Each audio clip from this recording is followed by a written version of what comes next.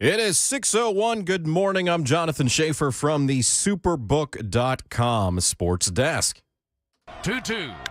In the air to right field. Ronald Acuna back. Ronald is under it. The Braves have won it again. For the fifth year in a row, the Braves are champions of the National League East.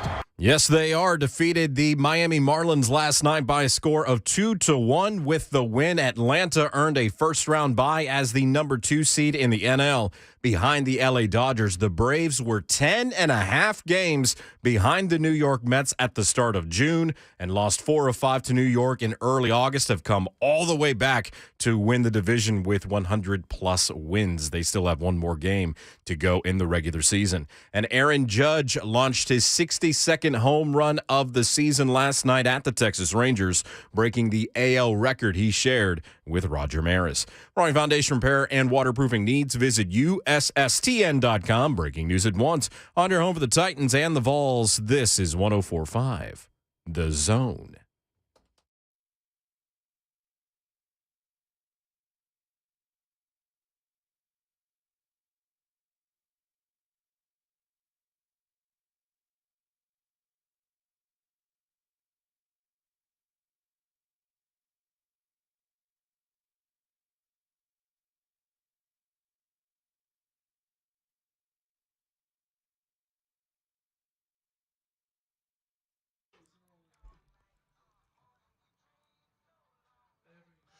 The show goes on the air for the very first time. Welcome to the Wednesday edition, the first edition of Ramon, Kayla, and Will, powered by All Four Seasons Garage Doors, right here on 104.5 The Zone. That's 11-year NFL veteran Ramon Foster.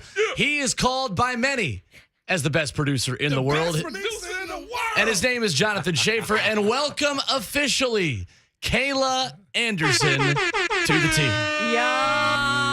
Young Kayla in the house. Good morning. Right. Good morning. I brought the good smelling, You did. right? You did. That's right. Well, anything smells better than 3 dudes in a room. That's true. I'm just telling you, I've been known for my good smells. I actually thought about going to buy some of those like plugins for the studio. Little Febreze plugins? Yeah, because I'm gonna be real with you. This time of year gets me. Y'all know I brag on this time of year all the time. I love the fall. I was like, we need like That crisp. that apple crisp smell or that like cinnamon like smell. I was like Or apple cinnamon. Pumpkin, as you Pumpkin. would say. I was actually gonna oblige. Oh. I was gonna find That's something okay in a pumpkin candle. based. In a candle, exactly. Here he is this morning already bragging on. I think I went with pumpkin spice this morning. I did. Nobody want to hear that. Absolutely We did. got 8th and roast coming today, fantastic. man. Why not both? ¿Por qué no los dos? Today. Whoa. Did he speak in another language there? That's Spanish. Para right un there. momento. Yeah, he I don't know much he anymore. barely passed. I know.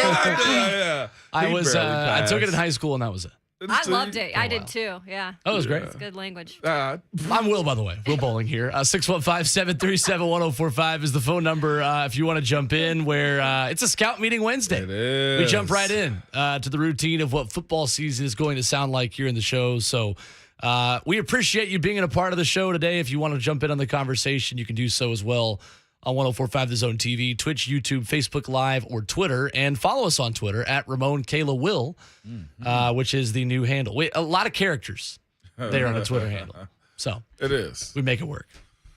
We've got lots to talk about here today, I friends. know. I'd already seen this friggin' chat. Oh, really? This friggin' Braves and the Horns. Ooh, yeah. We're going to go there to start today? Yes, because all I've Because seen. Mo thought they lost I last did, 'cause night. I was planning on going to the Right? game. I told Yeah. Will, I was like, Will, I need them to lose so they can have this wild card and we can get to take this family vacation to the Yep. Battery. I was all into that. I'm not hating on the Braves. I enjoy it. I just enjoy wanted to going. go. I wanted to see. I would not Kayla be here gets with a it. smile on my face today if This they is a lost. good thing she's here already. Simply because if it was just Will and I, Will would be like, no, Mo, no. They deserved to win last night. It's like, Will, be cool. Like They try to give it away. I got other reasons that I want to go see them. he's selfishly. He wants to check out a game. He wants to show his fam, you know? Exactly. Brag about your Braves. Yeah. That's what I was going to come back and do, brag about the Braves. Yeah. But with that being said, I follow George Foster, too, who's a big-time Atlanta Braves fan. From Atlanta, still lives there. He posted, like, some Mets hate. I'm like, I didn't know y'all hated them. I've seen so many random Met hate things that I was just like, what is this, Tennessee, Florida? So y'all are serious about this. The only thing the Mets achieved this year is they became good enough to hate. That's about all they did. That is the end of the list of their accomplishments. They've never been good enough to hate. Like, they've just been. One of my buddies we had this argument about pitching staff versus pitching staff. He was like, well, you just hate the Mets, so you're not going to give us respect. And I'm like, I really don't hate you. I don't care about you, actually. Like, I hate the Nationals and the Phillies because they've done relevant things in the last 10 years. I mean, when my husband talks about the Braves, he's a diehard Braves fan. Oh, yeah. And so I like the Braves just because I think they do it right. I'm a Mariners fan first and foremost, but I like the Braves. By the way, our guest today, Ryan Clark, interviewed Ken Griffey Jr. Speaking of Mariners, I love Ryan Clark. So you know me about Griffey Jr. Like, that's my boy. The kid's the boy. The kid. But on the note of hate, like, Travis doesn't like to talk about the Mets. Yeah. Like, he'll just be like, we're not talking about the Mets. Wow. But you talk about Phillies, they're playing the Phillies. Oh, yeah. He's like, I hate the Phillies. That's right. Really? Yeah. Well, it's Philadelphia anyway. Like, they make you hate them regardless. Of course. That fan base right there. Of course. They actually did. They were born in the darkness. They were born in the darkness. They were born in the darkness. So, yeah, that's accurate. But, Yeah. I mean, as Blooper tweeted out this morning, Baseball's a really simple game. You play 162 times, and the Braves win the National League East. 615-737-1045. The number. We mentioned Ryan Clark. He's coming up at 8:20 today. Rhett Bryan in hour number 4 talks with us, and we preview the Titans and Commanders. And we're going to take a deep dive into what Washington does and what they don't do, which is probably more a longer conversation about what they don't do. We say with the utmost respect, as Ramon Foster always says, respectfully. I'm disrespectful. Before he disrespects someone. And we're going to do that at 6:20, 7:20 today, look at the defense and the offense. But if Sunday, guys, was a quintessential Titans win, they need to avoid games like Washington on the road afterwards being a quintessential Titans loss. Yep. It's an important next step. That's the thing. We've seen with this Mike Vrabel team, as much as they get these big wins that they're not supposed to get necessarily all the times, I think we look at this team also and say the latter and say, hey, this is a team that can be winning 2 games in a row, can go up and beat Indy, and then a team like Washington that is struggling, that has injuries, and you want to kick them when they're down. That's the mindset, and it's almost like the opposite happens with this team. No, I know. And there's never really an answer, and I'm going to ask it when I'm in there today. Yeah. I'm going to ask it. I don't care. I mean, but Kevin Byard, like, is this a thing? Like, why? Yeah. I mean, Moan, did you? It was certain games for us. Like, flying to West Coast was what got us. Like, we were hard pressed trying to get wins on the West Coast. Like, losing to lesser teams though, it's one of those empty feelings because you know you're supposed to win those games. Sure. And I don't know if it's the mindset of who you are playing. I don't know if it's too much to deal with. Like, okay, App State versus like A&M, right? Like, okay, we should walk into this. I don't know if that was the case with Georgia, Missouri this weekend. The way their players reacted the way their players reacted on the sideline, though, as far as Georgia, you was watching that game, was they walked in thinking they were supposed to win the game. Yeah. And I'll be real with you. You've been around locker rooms. Well, you've been in sporting events. All of us have been in those roles. And there are certain games you just check mark. Sure. You know, you're just like, we got this one. Until it gets real. And it's like, oh, they really did come to play. Like, and I think that's where this Titans team is a good bit of the time. It's, man, we're going to walk in and we're going to walk out with a dub. Mm-hmm. And I don't know if that's healthy. You know what I'm saying? Because as you said, like, you get this dub and then you go into the bye week and you come right back out and you knock the Colts pretty much out of the playoffs almost, in a sense. So they can't think too forward with that type of mentality. And just in general, for me, I'm like, studying this group, looking at film right now of them, you're like, this is the doggone team that will beat the Titans, though. Yeah, it is, because it's the next team on the schedule that's got a sub 500 record to me. Yeah. I mean, honestly. And it's after an emotional game on Sunday, because it's always, more emotional than it typically is in the AFC South, and going to Indy and kneecapping them in Indianapolis, which has become a little bit of a habit recently. But Rhett Bryan joins us in the final hour today, Titans Radio, and I love, you mentioned it yesterday, Ramon, that the calls that Mike had of just rubbing it in a little bit. I don't know, Kayla, I don't know if you heard some of his calls. No, I didn't. But at the end of the game, it was and the Titans for the fourth time in a row. Get it done. Yes. And it was just very, for the fourth time He let in it a row. breathe. Mike won't admit it, but he had an ounce of pettiness in his calls this past weekend. I'm here for that. fantastic. I'm so here for that. And he's such a pro, though. I know. I'm like, Mike, you're not the petty one. We're the petty We're the one. petty Yeah, one. no. Mike, stay in your lane, Mike. Exactly. This is not for you, man. I bet did, that's fun for him, though. It is. I did see a tweet yesterday that I have to bring to air to start the show today.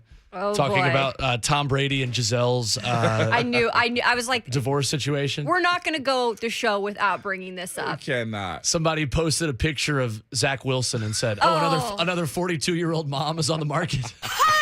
A rich one at that. Zach, Wow. Congratulations to Zach Wilson and Zach Wilson only on Tom Wow. Brady's Did you divorce. see him do the gritty? Yeah, I did Yeah, see that. Okay. Of course I saw it, Kayla. Well, It was first on of the all, Steelers. can you rate that? How did he do? I thought it was a thought solid it was 7.5. solid. 7.5. Yeah, I he thought was that he's been hanging out with the bros in the week in off He season. took his boys to Coeur d'Alene. You up see where what I'm saying? From. Yeah. Is it really So, nice up there too? dude? Really? Man, That's a 'cause I beautiful had- part of the country. Is Yeah, I it? mean, Shafe knows, Where is but this? so Coeur d'Alene Lake. I actually am from Spokane, but it's just 15 minutes away. It's a natural lake. I want to visit Absolutely that huge. side of the You United really States. got to. I mean, take your wife there for a Yeah. trip. I think it'd be awesome in the summer. Now all the Will do. stars now live right. Will in the future. We'll get him a wife. It might be a minute.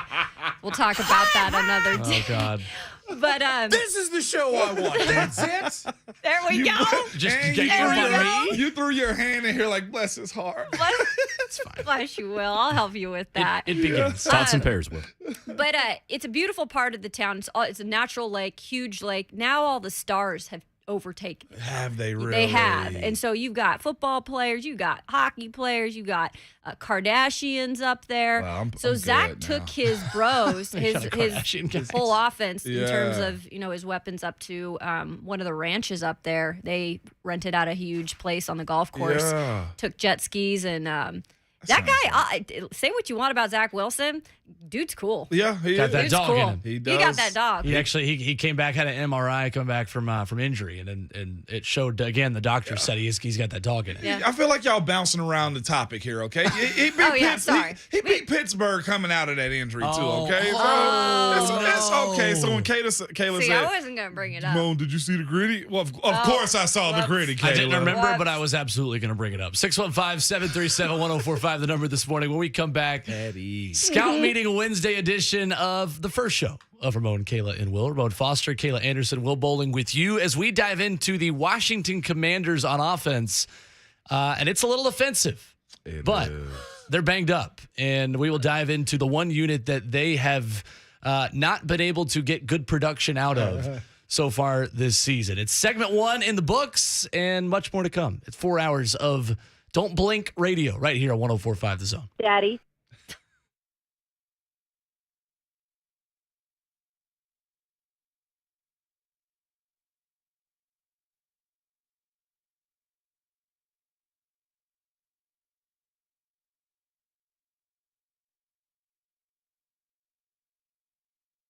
Change is coming and you need to be prepared for it. Hey, this is Ramon Foster, and did you know that new regulations are coming that could increase the price of replacing your older HVAC system by over 20%? That's why you need to act now and get that older system replaced by my friends at Spring Hill Heating and Cooling. They offer 18 months with no payments. You can lock in today's price and not have to pay until spring of 2024. Or you can get up to $1,500 off your new HVAC.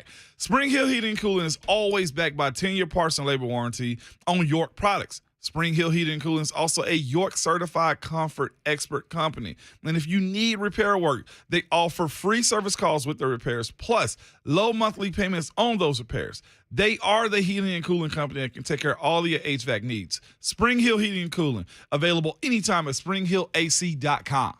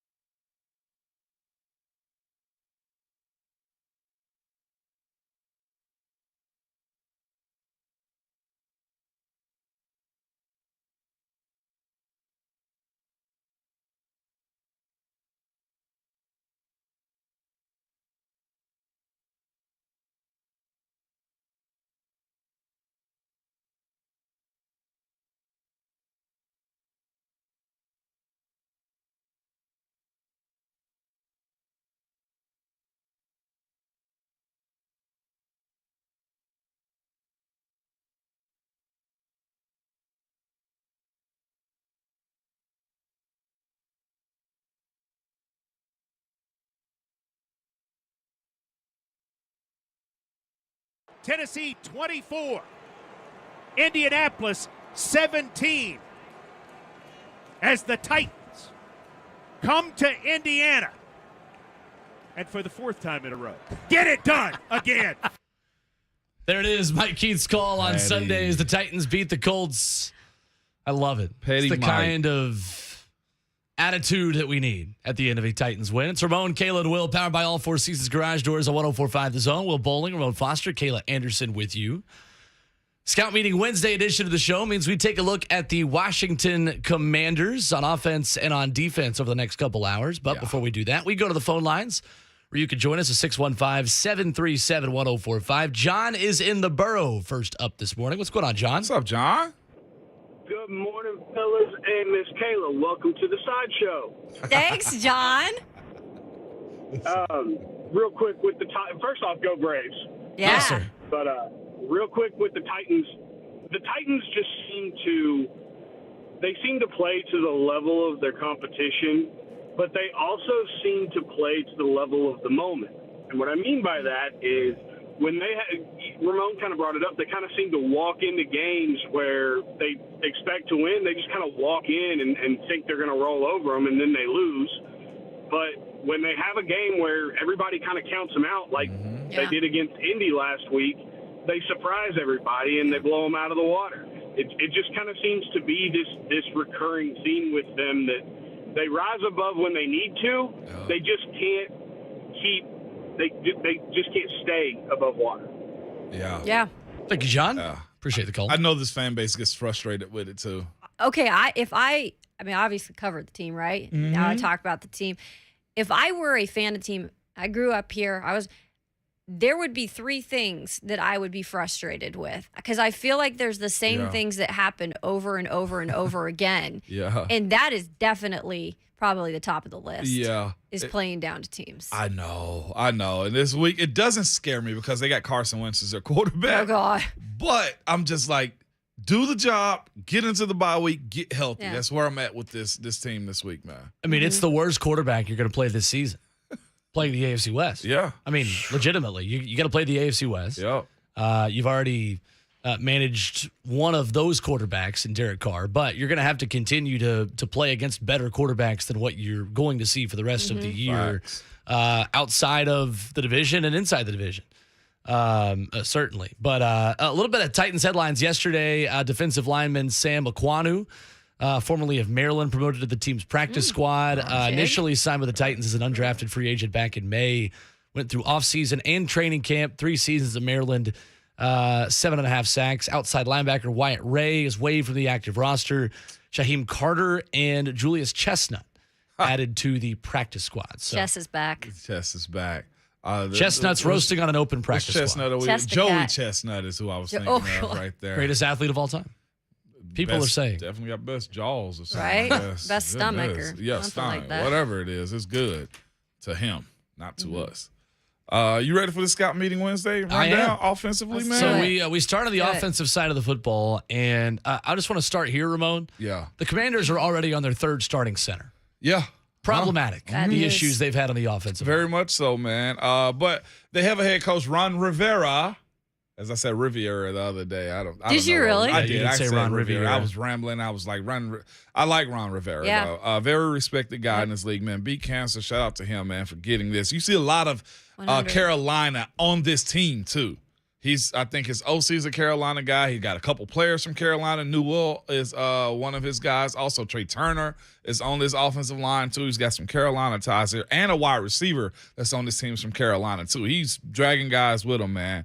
One of the more respected coaches in this league. 1-3 with their single win from game 1 against the Jacksonville Jaguars. And I think that went down to the wire, too. Weird win. Weird Yep. win, exactly. Since then, 3 straight losses. And this is why I'm very cautious about this week for the Titans.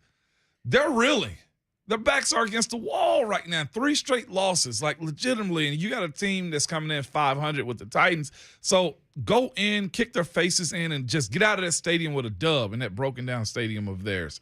But they're looking to get a win. I'll say this also. Titans are already 0-1 against the NFC East. Yeah. I think that plays a part in this stuff sometimes. When you play in other divisions, that kind of means something. You at least want to go 500 or better when you're playing other divisions like the NFC East. They lost to the Giants early this year in game 1. They're averaging 18.3 points per game. That ranks them 25th out of 32 in the NFL as far as offenses. OC is Scott Turner. This is actually his first time being an OC. He has nothing but bad quarterbacks in his time, though. Think about before Carson Wentz. Who was their quarterback then?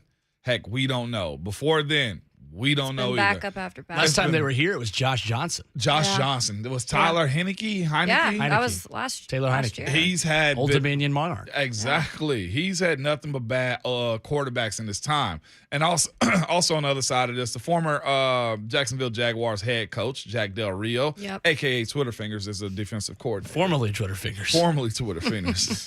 But they are led by Carson Wentz. That Twitter says Fingers. enough. Can you believe it? Yeah, this bomb.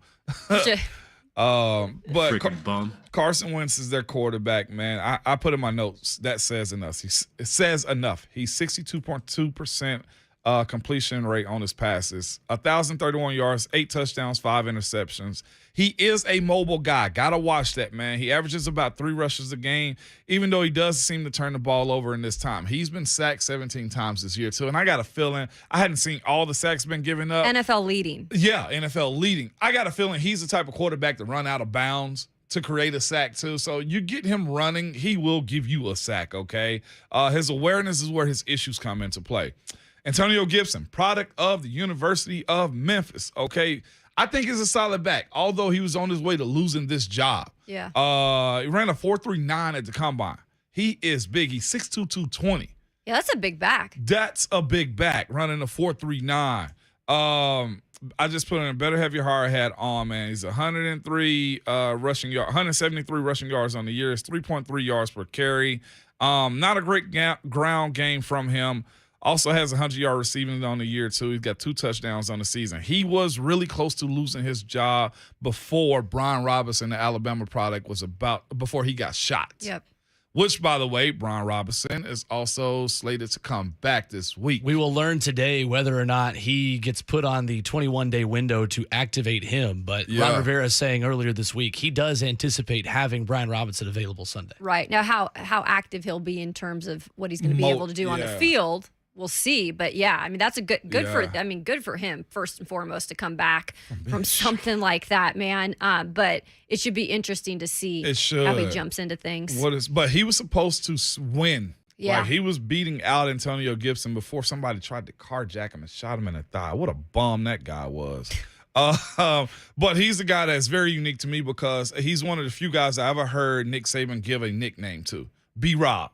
You remember You remember that? Saban does not do that. And he had a whole lot of faith in this kid, too, for sticking at Alabama, waiting his turn. And it looked like he's going to be a stud. He's 6'1", 228. They got a lot of big backs on this team. J.D. McKissick, man, not much from him. He's a scat back, 23 targets on the season. That's pretty much his role. Is Naeem Hines is who he is this week.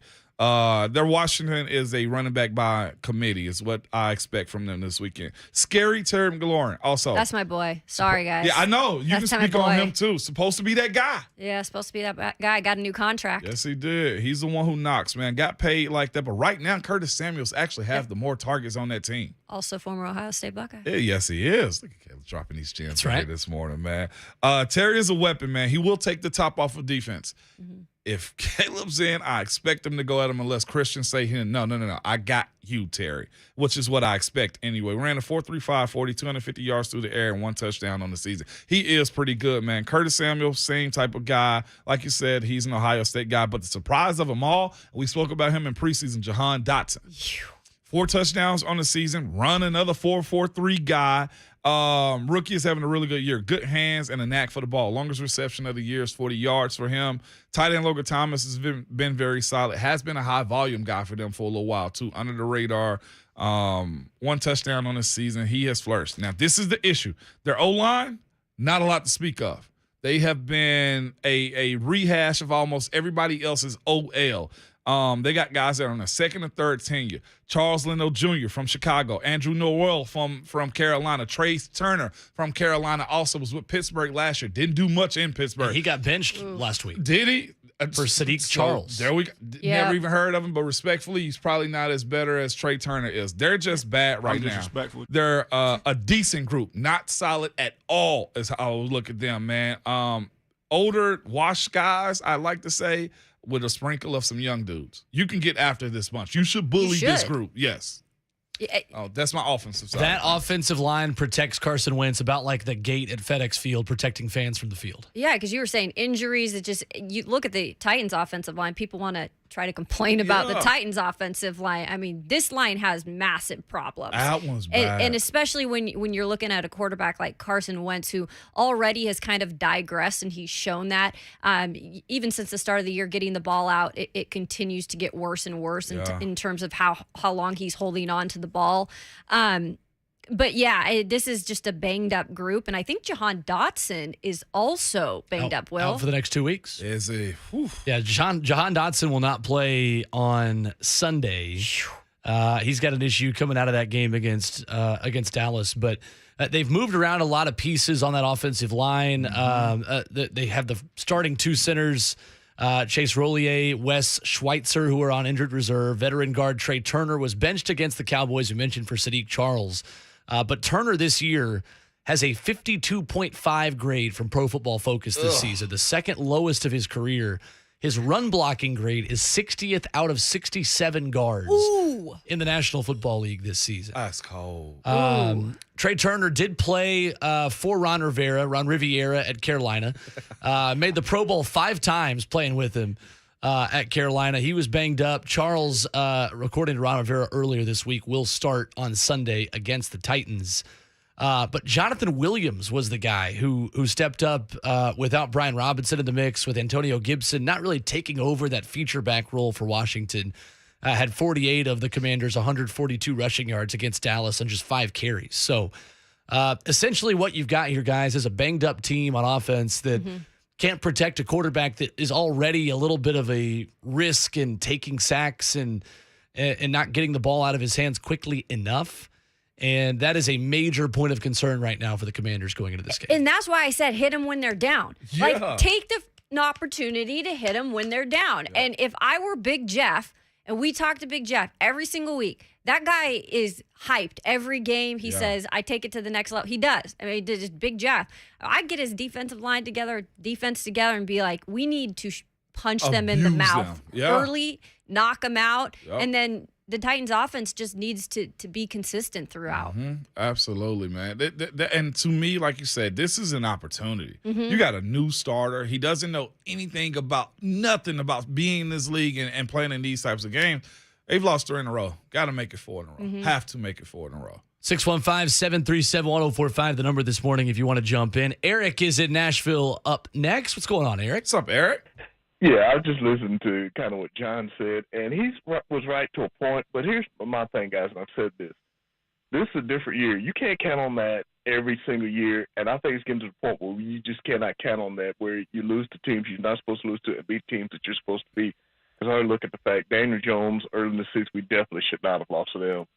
But what happened the next week, we got destroyed by Josh Allen and the Buffalo Bills. And my concern about this team is that for the first 4 weeks, we again start the same way, get a touchdown opening drive.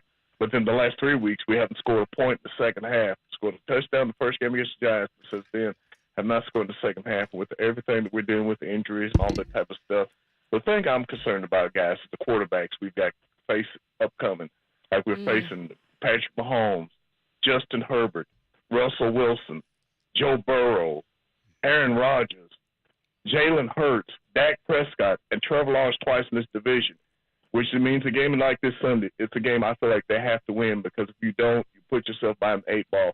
And to get to a point where, guys, you can't be playing like we're playing and hope to get away with that, because we could be in trouble and face a game like we did against Buffalo and Josh Allen.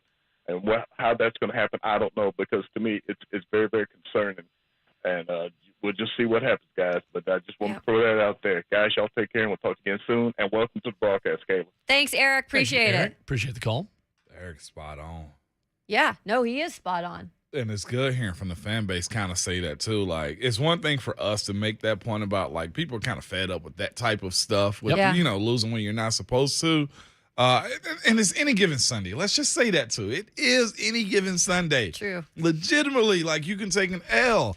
But he's right. What's behind Washington is a tough schedule, at least quarterbacking wise, you know? Sure. But it's on this Titans defense to really just take it to him. I think this game is more on the defensive side of capitalizing than anything else that you can ask from this year so far.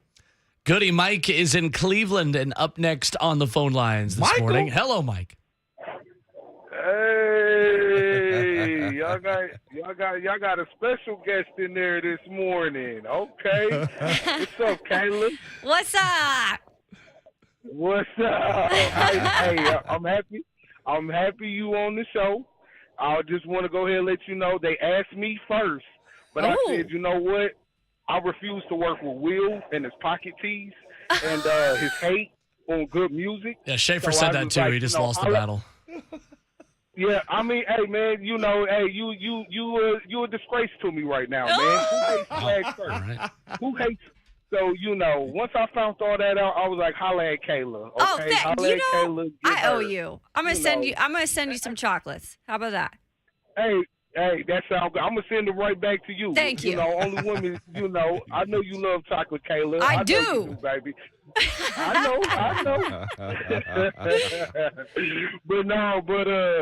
So it's really funny because y'all remember a couple of years ago, people was hating on my embrace the underdog, and it sounds like a lot of people are really holding on to that now. But I ain't gonna play Mr. I told you so real tough because I think we win Sunday. I really do. Yeah. I think we win. I don't think they holding by that old standard of that I put them under. You know, when we're favored, we go out and we lose. Vrabel, this whole coaching staff, they got a whole lot to prove. You know, you dig what I'm saying? Yeah. That's, I really think they're gonna go out and they're gonna show all of us, especially in that second half, something different. I really think that they're gonna turn it around because Vrabel got too much ego just to keep on playing conservative like that. Like, let's be real about it. That's an arrogant man right there. I know Northeast Ohio people. They arrogant. You say that all the time, Mike. Ooh, where are you from, bro, Mike? He's staying in Cleveland now. Hey, yeah, I'm in Cleveland. Yeah, I'm you're from in Tennessee, but I'm in Cleveland. Okay. Yeah. I'm right down the street. I'm right down the street from Stowe, Ohio. I know people in Stowe. They arrogant people. He ain't gonna keep on standing up to those questions y'all giving him, and we're gonna score in the second half. I really believe that, straight up. But on another note, I just want to say, welcome to the show, Kayla. We got the Queen Teresa and the Duchess, so you. Yes, I like it. Mike with the hierarchy today, man. Mike is on point. Doses, Mike. Stay safe on Thank that you, road, Mike. man. 615-737-1045, the number. It's good stuff. That is. I guess he just didn't want to work with me. Coming up next. I know the feeling. Yep. It's your music choice, man, that day. Your music choice did it. Appreciate it. When we come back, we continue the conversation on Titans and Commanders, and we begin what we're going to do for the next couple of days. It's 2 questions for Kayla Anderson.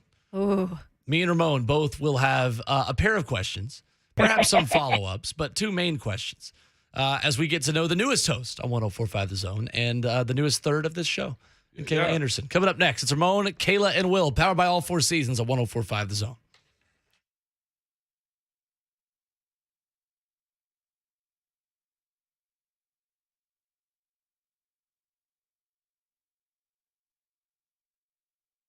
When it comes to large home repairs, a lot of the time we homeowners pretend we don't see the warning signs. We are afraid of what we're going to hear.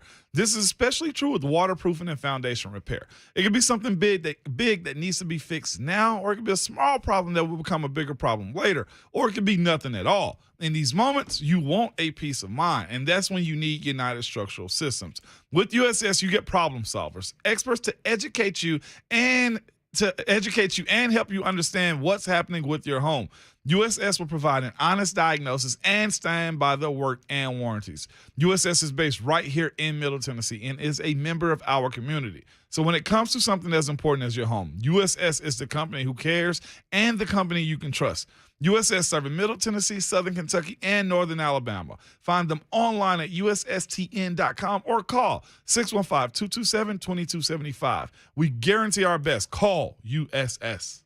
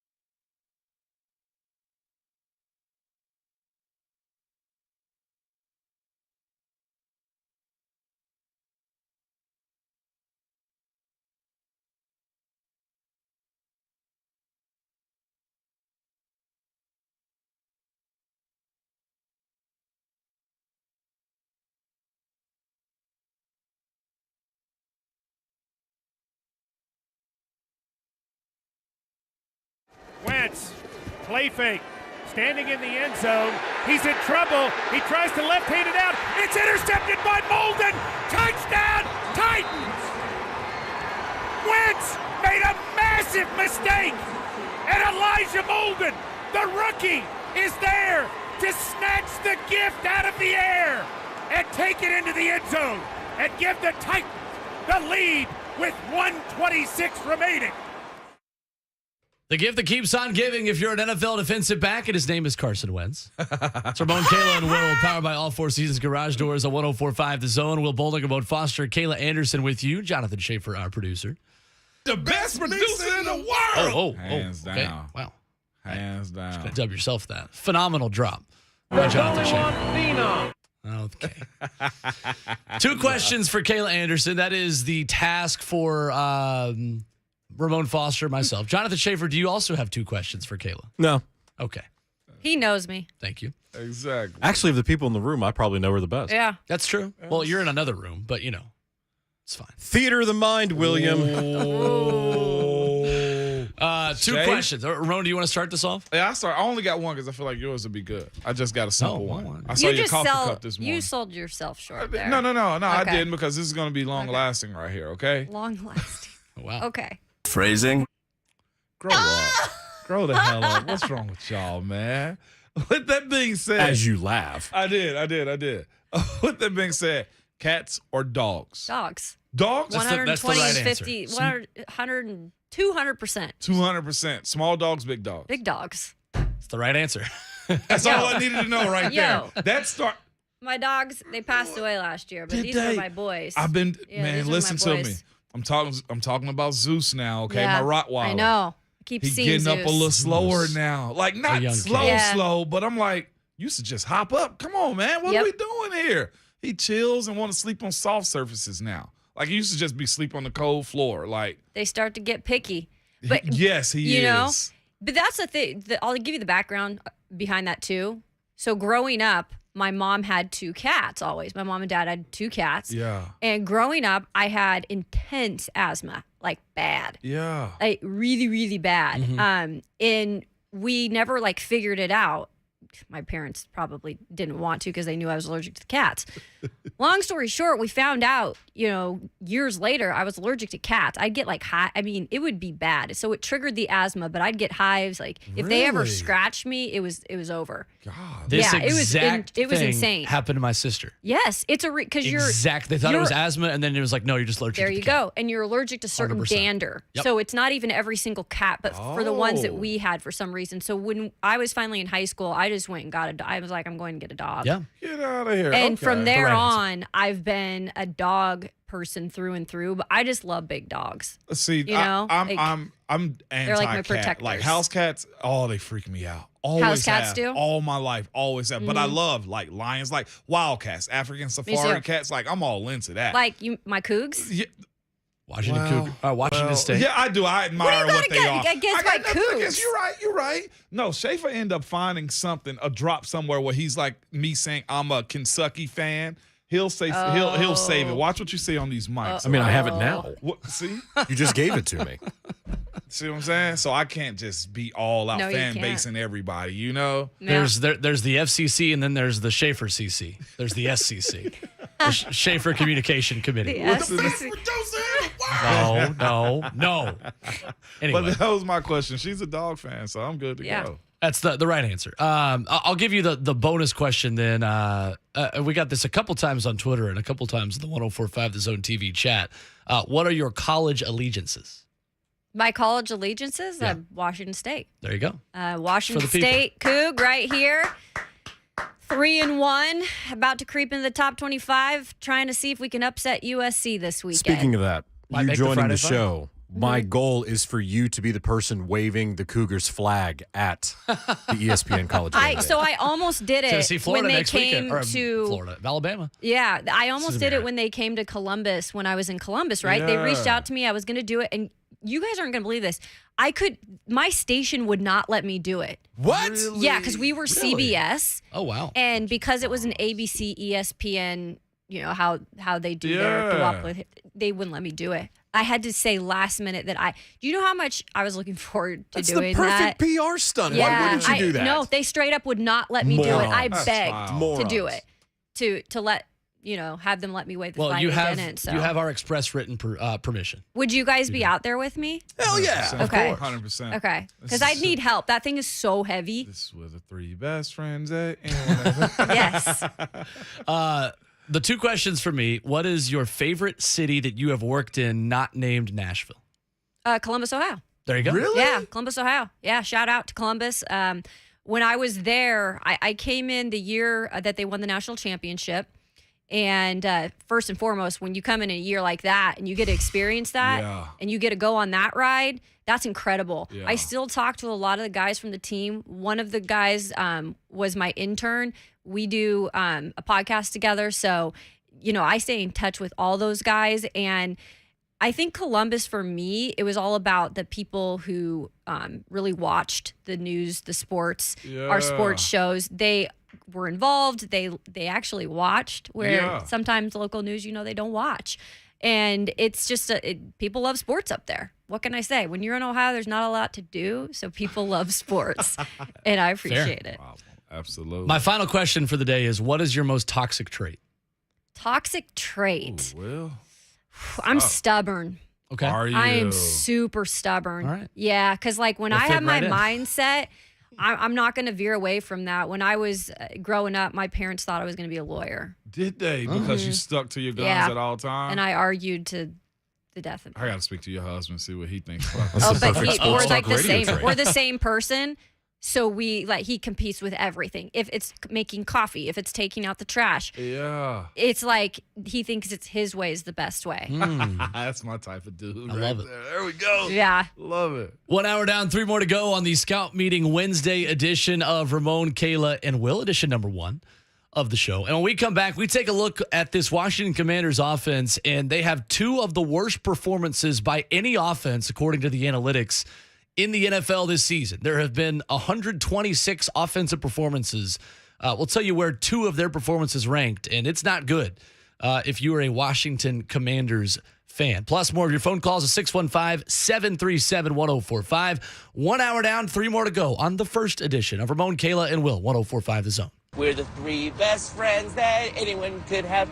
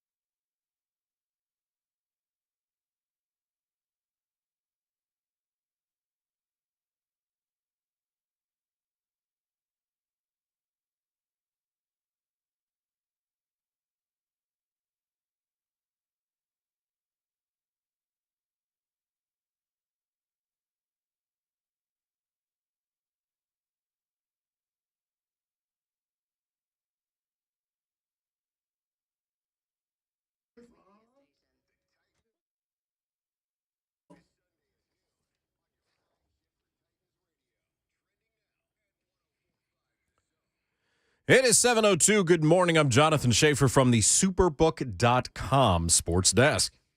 2-2. In the air to right field. Ronald Acuna back. Ronald is under it. The Braves have won it again. For the 5th year in a row, the Braves are champions of the National League East. Yep, they did it with a 2-1 win at the Miami Marlins. With that victory, Atlanta earned a first-round bye as the number 2 seed in the National League behind the LA Dodgers. The Braves were 10.5 games behind the Mets at the start of June. Aaron Judge launched his 62nd home run of the season last night at the Texas Rangers, breaking the AL record he shared with Roger Maris. Titans made several roster moves yesterday.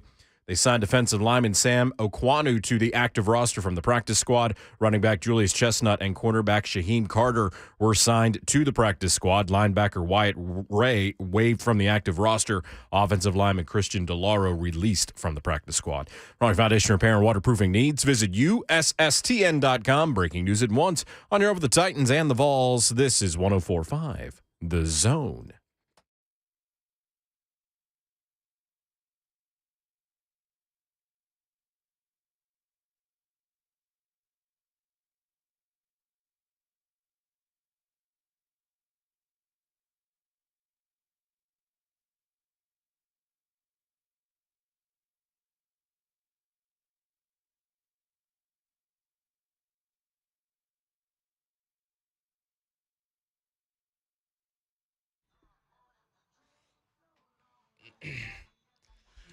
It's hour number 2. It's show number 1. Ramon and Will and Kayla.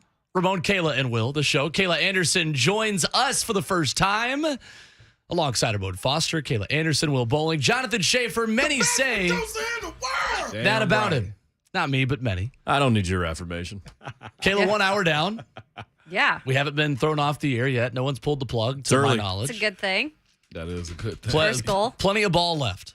615-737-1045 is how you join in on the conversation. Ryan Clark of ESPN at 8:20 today. Rhett Bryan at Titans Radio in hour number 4. The Indianapolis Colts. That's right. Talk a little bit about that. But we go back to the phone lines where Bam is waiting to chime in. What's going on, Bam? Good morning, good people. Good morning. Morning, Bam. Everybody doing all right this morning? Welcome, Kayla, to the fam. Welcome to the foolery. I appreciate it. Man, listen, I was trying to touch on the Titans and the Washington thing. I honestly think I watched, and I'm pretty sure y'all seen it too, where Derrick Henry has spoken up basically about how we have to be better and how he was like kind of ticked off about the way they have been playing in the second half. I think he's going to carry that attitude in that locker room and really try to bring the best out of those guys. I think we saw the resurgence of the King when, even though that play got called back, if you saw how hype he was, you know Derrick is normally a chill guy. Yeah. But that was a different animal right there, and I think that woke something up in him. So and to kind of touch on what Mike was saying, as arrogant as Vrabel is, I think we're going to see a different Vrabel and a different Derrick Henry that's going to try to carry this team to where, you know, again, we normally do play down our competition, but hopefully we can kind of, go in there and get a win, you know, go through the bye season. I feel like we'll win. I just really hope, like, this play calling gets better in the second half, man. Like, this play calling, I feel like it's the play calling and then the execution. I'm sorry, man. It's something about this play calling. Sure. Like, for me, I feel like Tim Kelly does the first half and then Todd comes out in the second half. It's two totally different teams, but I digress. Yeah, have a good day, man. Appreciate it, You Bam. too, Good to Bam. hear from you, man. Yeah, I've heard that a lot. It's kind of a no-win situation for Todd Downing, isn't it? Yeah. It really is. I think Teron Davenport asked him about it last week, and I'll say this, he spoke from the heart. I mean, he wasn't making up anything. He was hit with that question. Yeah. He pretty much just said, you know, this is my job. I can't really listen to all the criticism, but it is your job also to fix what's going on in the second half. I know it's not all completely on him, but he's going to get the brunt of the criticism. And to Bam's point on Derrick Henry, I thought that was really interesting because I've covered Derrick Henry now for 5 years. When I first got here, he was not the starter. A guy that you didn't like to talk to the media. And then in the last, couple of years, he's kind of shown his personality a little more. And this year, for some reason, he's just been kind of quiet. He's kind of been shorter. Really? And I think it's an interesting point. Like, Derek is not happy with how things started. Like, anybody is probably happy. But Derek is, like, the ultimate competitor. I just feel like he's a guy that it can maybe wear it on his sleeve a little, too. Yeah. And he knows even with 2 wins, like, I'm not going to get excited about that. Exactly. I expect more out of this group. So two things I want to ask you, Kayla, because you are in the locker room with them, you see them, you're face to face, you're asking these questions. But Derek, though, when he did make that big run before he got called back, he snatched his helmet off. Yep. I don't think I've ever seen him react like that ever before. Like you said, to a point to where like something's heavy on him, or he knows like the pressure of this. Of his performance is what get the entire team going, it seemed like. And it does, because you've heard time and time again, like, we don't see Derek pumping up everybody, but the way he, plays, obviously he leads by that, and we don't see what happens inside the locker room. Right. But Derrick Henry in that game specifically too, I just think with everything that he came in listening about Jonathan Taylor and how Jonathan Taylor was getting all this hype, how obviously people were even calling Henry done. I mean, there was some people that were calling Henry done. And I think that game, he was playing with a massive chip on his shoulder, especially because he broke his foot there last year. He wanted to come and take over. And so now you just hope that, like Bam was saying, he kind of feeds off of that and it kind of lights a spark. We all know Derek gets going when winter is coming. Exactly. And the other part, too, talking to Todd Downing, being in front of him, asking those hard questions. His personality, though, it kind of shows a little bit in like that response. Like I thought he took it on the chin too, to be like, yeah, this is on me. Yeah. Has he always been that way as far as just like being the guy out front and be like, no, the offense, if it's bad in the second half, that's all me. Yeah, I think Todd Downing has always been pretty good with us in terms of how he answers the questions. And they're not always easy questions, especially when you're having situations like this where you haven't scored a point in 3 games. And I'm sure he's going to get them this week too on Thursday when they talk. But I think he's done a good job handling himself and how he explains. But you can't just keep saying that you're going to do it. I mean, at some point it's got to happen. Right. 615-737-1045 is the number. There is an analytic that is very, very telling about how the Washington Commanders have played this season. Taking lick my backside. I knew that was coming. I paused for it. And I am not phrasing of the opinion that gosh. analytics are that analytics are a primary source. I think analytics is a good secondary source. I'm sorry. To further a conversation. I'm so sorry. Somebody's got to be the adult in the room, and it's going to be the one that's 25. It's fine. It ain't even me this time. I knew it was coming. And I think analytics are a good secondary source to further a conversation. When we talk about this team, the 3 starting centers that Washington has had, and the different guys they've had to kind of put on that offensive line to piece it together a little bit. Out of 126 offensive performances this season, Washington's game against Dallas last week ranks 118th in EPA, which basically gives you a grade for the way your offense played in a game. Yeah. And their game against Philadelphia in week 3 ranks dead last at 126. So out of 126 grades given to every offense that's played this season through 4 weeks, Washington has 2 of the 8 worst offensive performances by a team this season. That's not great.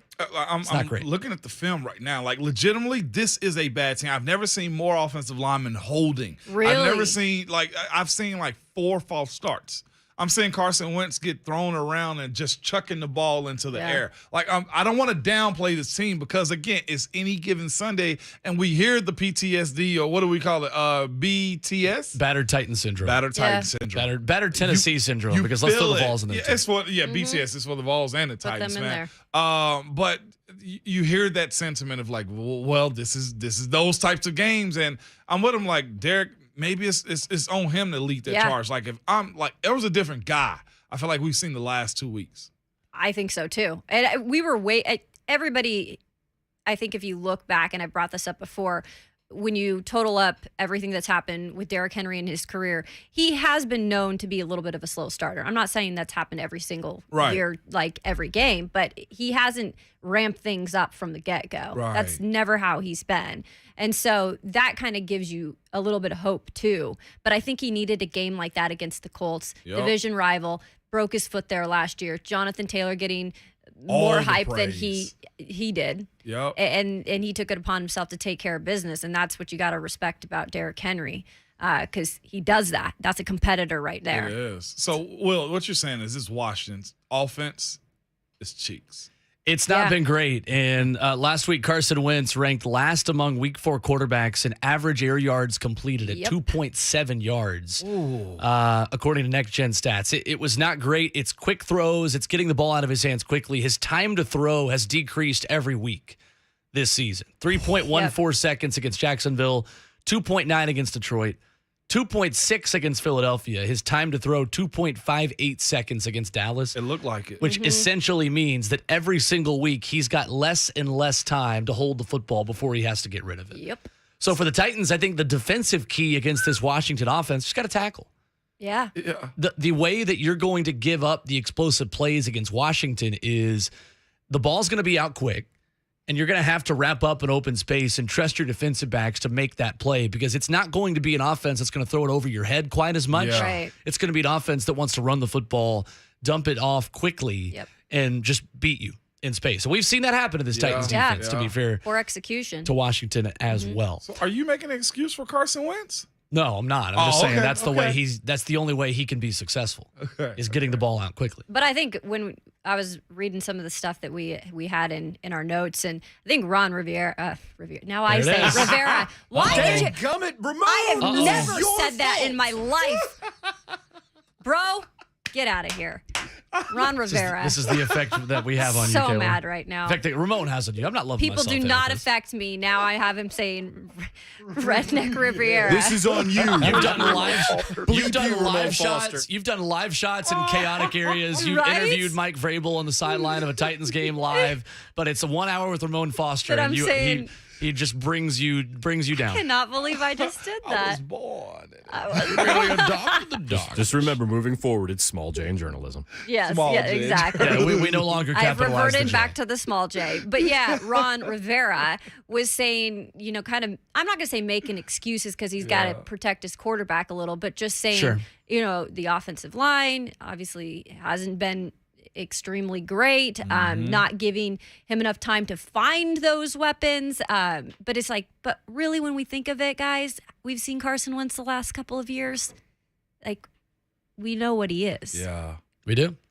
615-737-1045 is the number if you want to jump in today. After we come back, we move to the defense, and a defense that has generated a league-low 1 turnover through 4 games for the Washington Commanders, playing without Chase Young and 2 members of their secondary who have career-low grades per Pro Football Focus so far this season. We continue our Scout Meeting Wednesday edition and the first edition of Ramon, Kayla, and Will, powered by all 4 seasons of 104.5 The Zone.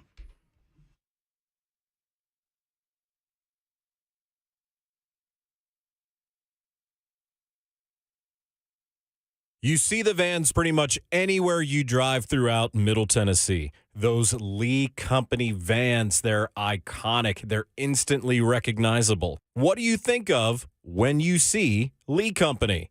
Hey, it's Jonathan Schaefer.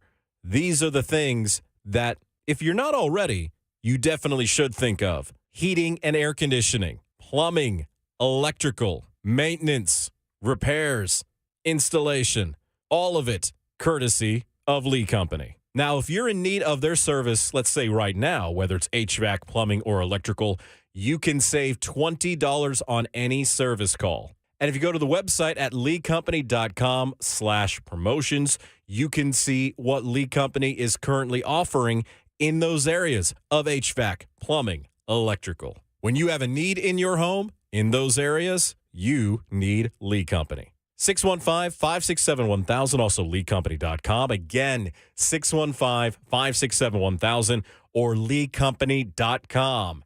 Lee Company, all you need.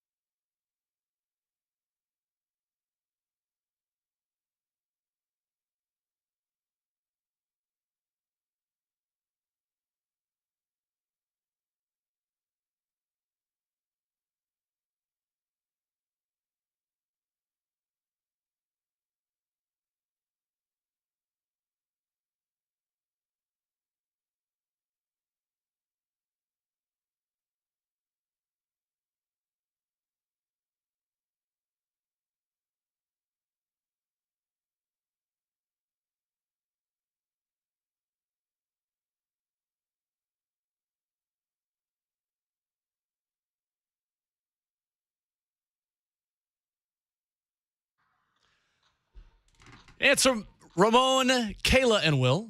Powered by All Four Seasons Garage Doors on 104.5 The Zone. Get it Scout right, Meeting Phenom. Wednesday edition. Talking about Ron Rivera's Okay. Washington Commanders. 615-737-1045 is how you jump in on the conversation today. We are well caffeinated today, Ramon. Special thanks to our guy, Eighth and Roast. Q. Shout out. Q the GOAT. Q, man. The Q best coffee in Nashville right here. Man. Yes, it is. Kayla's having it. What a treat. We met him downstairs. He dropped it off first class service by people at 8th and Roast, man. And he was like, man, y'all got a new addition upstairs. I have to come up there. And I was like, okay, you'll have to. He was like, well, don't be messing up her words, though, Mo. See? I was like, Q gets See, it, Kayla, man. That's what's it's going to not stick your from this fault. whole show. It's not your fault. It's Ramon's fault. It's Ramon. Yeah, Q blamed it on He me. has influence on me, and that's obviously. Sleepy Ramon Foster. If this Thank you. coffee wasn't that good, okay, man, Q would have to tussle for it. Nah, I kid. I kid, Not a my chance. brother. No, Not a not a chance. chance. Q's so cool, man. Actually, Q's big enough. It'd be interesting. It'd be a good one. It'd be a good go. No, Q Would it? ain't gonna. See, he's not as big as you, though. No, let's Q's, get ready to he's rumble. one of those just like fit guys. You Okay. see Q on IG, you be like, okay, Q, you put your shirt back on. Right, okay, right. man? Like, you're okay. It's all good. my Like, guy, be cool, Q, Yeah, man. yeah. I get it. But no, shout out to him, man. The food is hot, coffee's hot. Man, those And who croissants. you got the croissant? Woo. Yeah. There was ham and cheese. We were like There's thinking like- it was just yeah. a croissant. We opened it. It's like ham and cheese. I in had there. some of the pumpkin Pop-Tart. You did? Very good. Just feeding the beast right now. It's really good. Both of y'all. Yeah. That's Both. right. Both. I told you the Pop-Tart thing to me blows my mind. Homemade Pop-Tart. That's amazing. Yeah, It's you really had good. it? I hadn't had a piece of it yet. It's like that? It's amazing. Like Pop Tarts in general, but when it's a homemade Yeah. Pop Tart like that, It's got that dog in like it. Pop-Tart got that dog Yeah, in that it. Pop-Tart just came back from the operating room, and the doctors Got a dog. had to remove that dog in it. Yeah, shout out to our guy, man. I love it. So the Washington Commanders defense, I mentioned before the break, has generated a league-low 1 turnover Yeesh. through Yeah. 4 games. They've got to play one more game without Chase Young, who continues his rehab from November knee surgery and remains on the physically unable to perform list, according to Ron Rivera earlier this week. I'm interested, guys, in the 2 cornerbacks before we get to Ramon's scout meeting briefing here on what Washington does. See, I didn't do a whole lot of the cornerbacks, so Okay. let me just go ahead and do the Sure. front end of the defense. Please do. And you rock out from there if that's cool, Will. Defense is led by multiple, and I mean multiple first-rounders. Not just regular first-rounders. We're talking about high first-rounders, okay? Montez and SEC picks. Yep. I know their team doctor, I think, is also Alabama's team doctor, too, if I'm not mistaken, or he was. He'd fly from Alabama games on Saturdays to Commander games on Sundays. that's a job right there. So there's a whole lot of SEC Connect. Montez Sweat, Mississippi State. Yep. We'll say this. Anytime it seems like Jeff goes up against a Mississippi State guy, he turns it on. Mm-hmm.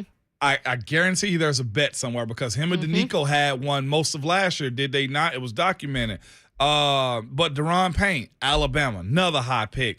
And Jonathan Allen, Alabama. Along with their sack leader, though, Jamin Davis. He has 3 for the year. All of their D linemen are long-rangey guys who love to bat passes. Okay. That's where I'm hoping that, if Tannehill's dropping back, that he's able to get it over them because they have, like, almost 10 pass deflections amongst the defensive line. Like, the Watt SWAT, they've adopted big time.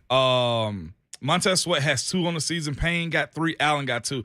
They will and can get in the backfield, though, too. They are a dysfunctional bunch. Like, they just are. You remember last year, they were caught fighting on the sideline. This is a dysfunctional group. Dysfunctional group. They are just not – they can't get it together. On the same page? Yeah, just as a defense. Solid veteran guys on a defense, though. Kendall Fuller, the former Kansas City Chiefs Super Bowl champion, he's on this team, too. I put at the end of my notes when speaking about this team and just the offense, I can't understand why they're not winning more games. Yeah. They have good quality players. They have a very respected coach.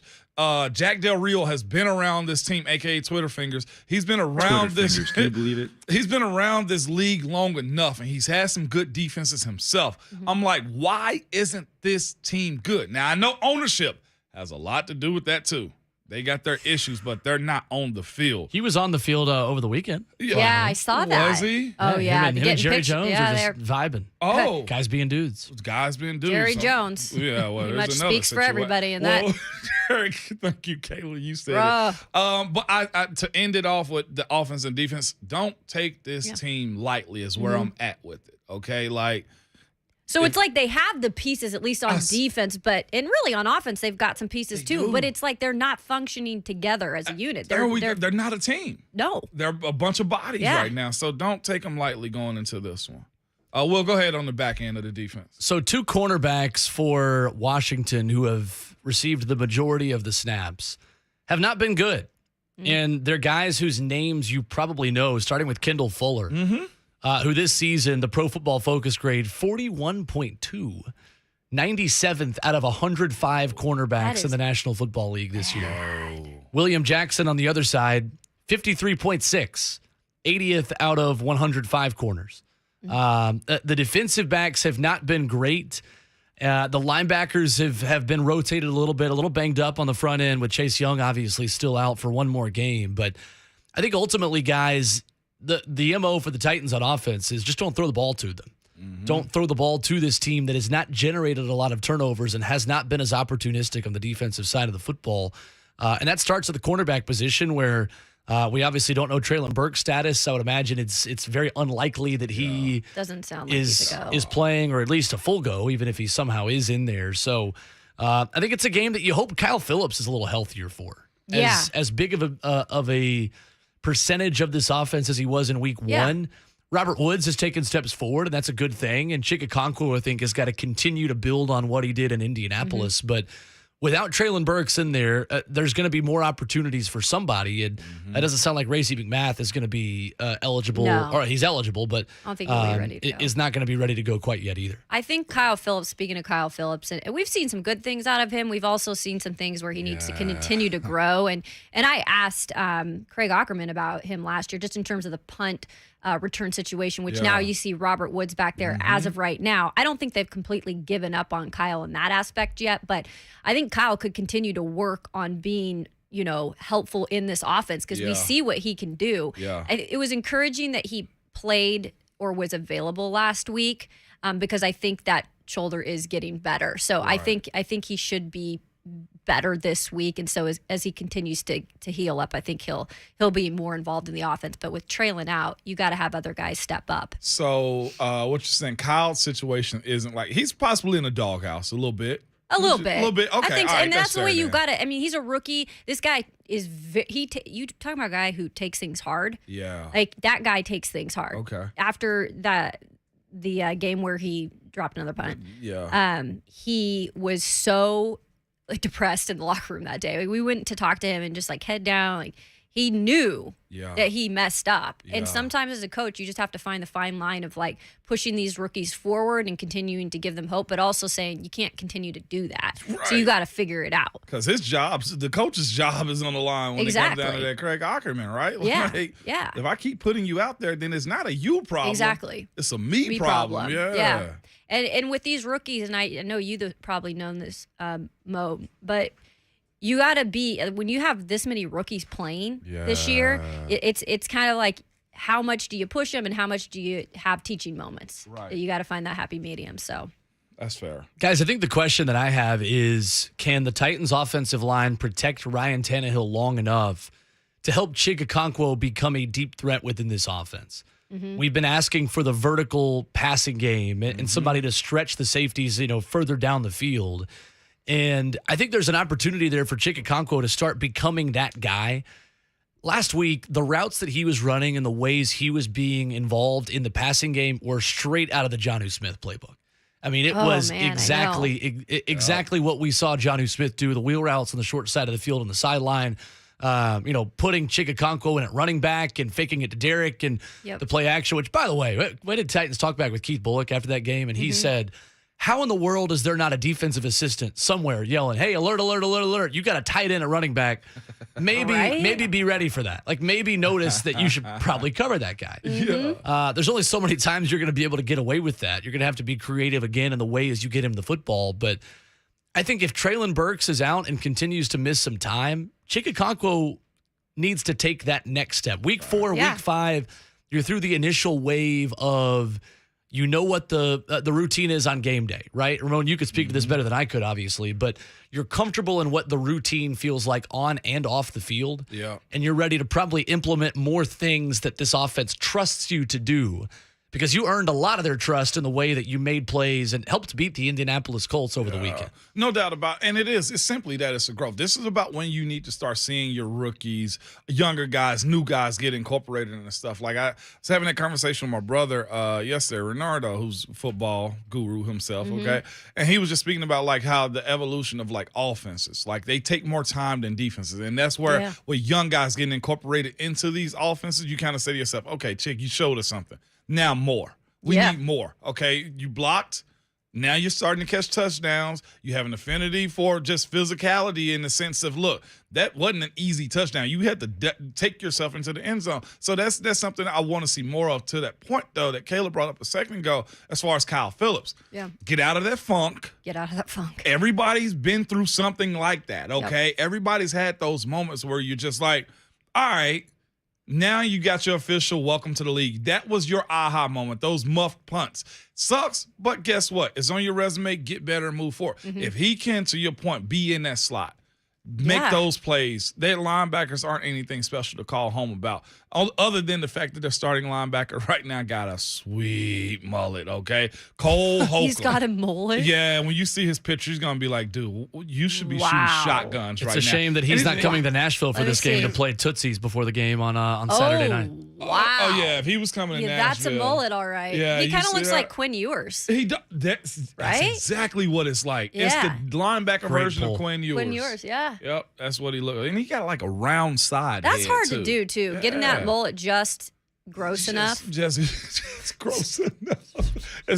Last year, the kids at I was like, did you have a mullet? No. And not tell me about this? No. It would be a Jerry curl. My issue is my hair is too curly. It grows up and not out. Okay. Like I will have an afro. With a mullet, that would be epic. My. You would get girls. Yeah, 100% Will. I mean, it's weird of you to assume I already don't, but, you know, I've got to leave some success for everyone else. Like, we can't be having too much success. Good grief. But last summer. Phenomenal. Last summer was like the year of it was like the summer of the mullets. Every basketball game, every football game I went to, I'm like, why the hell are these kids wearing these mullets? I'm like, you got on Nikes and you got a mullet. That's like, ugly. At least wear some boots or something. That's ugly. Like, it's bothering me.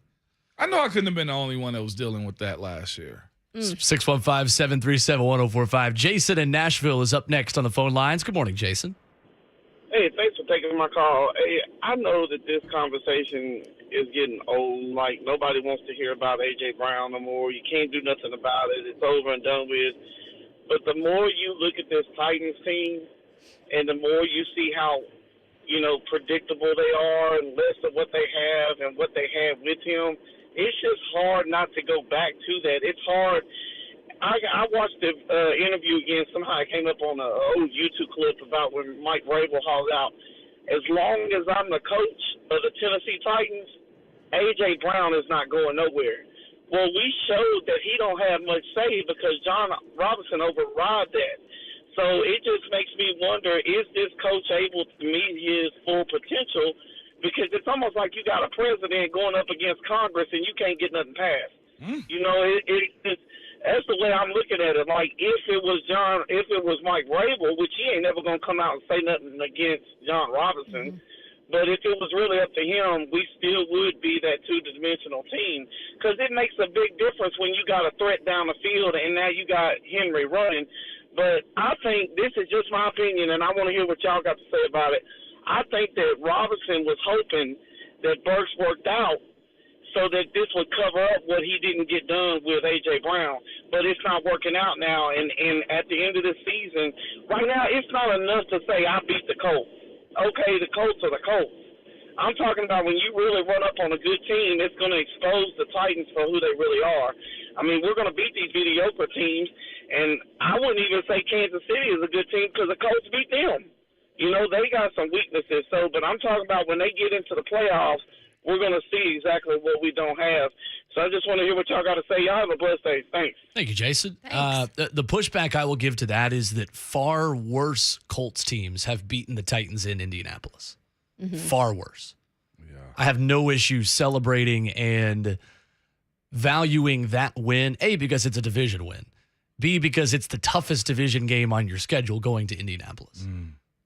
When you're looking at personnel, though, and I get the points that he's bringing up because we don't get those answers, right? I mean, what goes on above us, we're never going to hear that, really. Just rumors. Just rumors. Yeah. And look, these Titans fans have a right to still be frustrated with the A.J. Brown thing. And I know, like, people don't want to bring it up, but it is what it is, guys. It's a part of, what happened. It was a huge move this past year, and we still haven't seen Traylon get to that point yet because he is a rookie, and now he's going to be set back a little bit because of the turf toe. But if he works out, I think then we look and see, okay, now what are fans saying? Yeah. If he works out and he's just as good as AJ was when he left here, what do fans kind of switch over and say, okay? I got a question for y'all, like after the break, since Okay, I know Kayla's been covering for a while. Let's go to break. I got a little teaser there. I got a real good question for you. 615-737-1045 is the number. More Titans and Commanders conversation on the Scout Meeting Wednesday edition and the first edition of Ramon, Kayla, and Will, powered by All Four Seasons, 104.5 The Zone.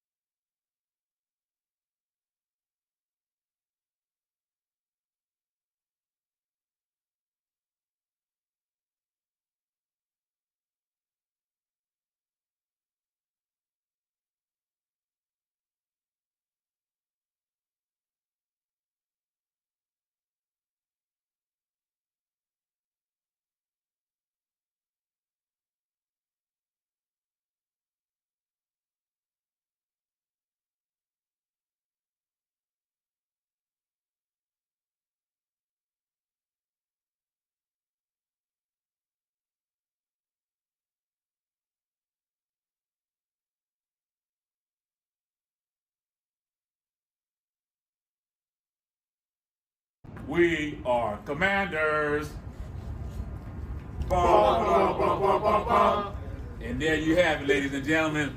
The Washington Commanders football team. We've got a new slogan. Yeah, we took it off of Farmers, but the fact of the matter is, we are Commanders. Boy, it gets better every time, I tell you guys. Hey, like I always tell you guys from Rally Captain, you rep it hard, or don't rep it at all. It's your boy Rally Captain, and we are Commanders.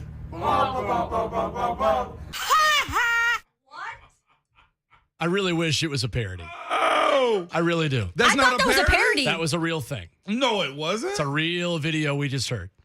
It's Ramon, Kayla, and Will, 104.5 The Zone, powered by All Four Seasons Garage Doors. Capital WOH. This was the day that the Commanders were named the Commanders. And Was it is it a really? group of fans outside the team store on the first day that it opened with Washington Commanders gear. And they thought they had something. And they did not have something. Isn't that a commercial? Yeah, it's the Farmers Insurance The Farmers commercials. No free Insurance, shout-outs. We are Commanders. It's fantastic. I'm so sorry. So I'm Schaefer, just like drop that yeah. in, you know, occasionally over the next couple of days. Oh, it's fantastic. It's fantastic. 615-737-1045 is the number. Not really an athlete. Look, not all of us can come up with, you know, snappy phrases and slogans and songs immediately. Not everyone has, you know, Rocky Top, Ramon, that's so recognizable and has such tradition. Oh, gosh. What are we saying here? You know, what They I'm did saying? have HTTR of their old fight song, but that you can't say "Hail to the Commanders," I guess. So, I mean, you could. That was stealing State Farm's It really jingle. was. Mm-hmm. I can't believe they set out there and That's waited copyright for infringement. I did that earlier, and y'all didn't pick up on it. I was like, "Have y'all not seen the video?" But it's So I so texted it to off Schaefer. tune. It is. It's we're so paying off attention to you. tune that it does. It's so off tune. It's that bad. See, like that's when it's like that, you just got to be like, get this off the internet. But it's here for us. I think we're used That to sounds in like this. something Will would do. In this, what do you? My bad. You're right. I shouldn't take that shot. Facts. I shouldn't take that I shot. actually did think about that. Cosign. Ask your question. What were you going to ask, Kayla? Go ahead. Oh, I just snorted. No, it's fine. Everything's fine. She snorted. So we heard. It's like when Michael Scott's like, you know, all the I bonded with all the lunch ladies and gave everyone a reason, something to bond together and hate. Yeah. Everyone got closer because of me, just because they were all hating me. So we'll appreciate You bring us Will. together. let me be your I don't know. Bridge. Yeah, sure. So Clown. speaking of bridge, there we No, go. I'm not a clown. So who was Not it that today, at called least. last? It was Jason that called, and he went on the AJ thing Yeah. about, man, we can't allow this to happen. I'll be real with you. I agree. But I guess the business side of what happened between AJ, his agent, John Robinson, and Mike Vrabel, there was a huge degree of separation. We all saw that go down. AJ wanted to go play with Jalen. Period. That was it. See? So that in itself plays a huge part. So do you think they pushed that number up so high that the Titans had to say no? Yeah. That's what it was. I think, and again, I liked AJ. Right. Liked Everybody covering did. him. Thought he was a phenomenal athlete. Yes, he was an athlete. Yeah. But I Coach the 30. tone. Yeah. Yeah. But I think when it all came down to it, it was like an NBA scenario that we've seen, you know, with some of these guys. They just want to go play with their boys. Yeah. And I get that part of it too. When you're young, you want to have got fun. that power. And yeah.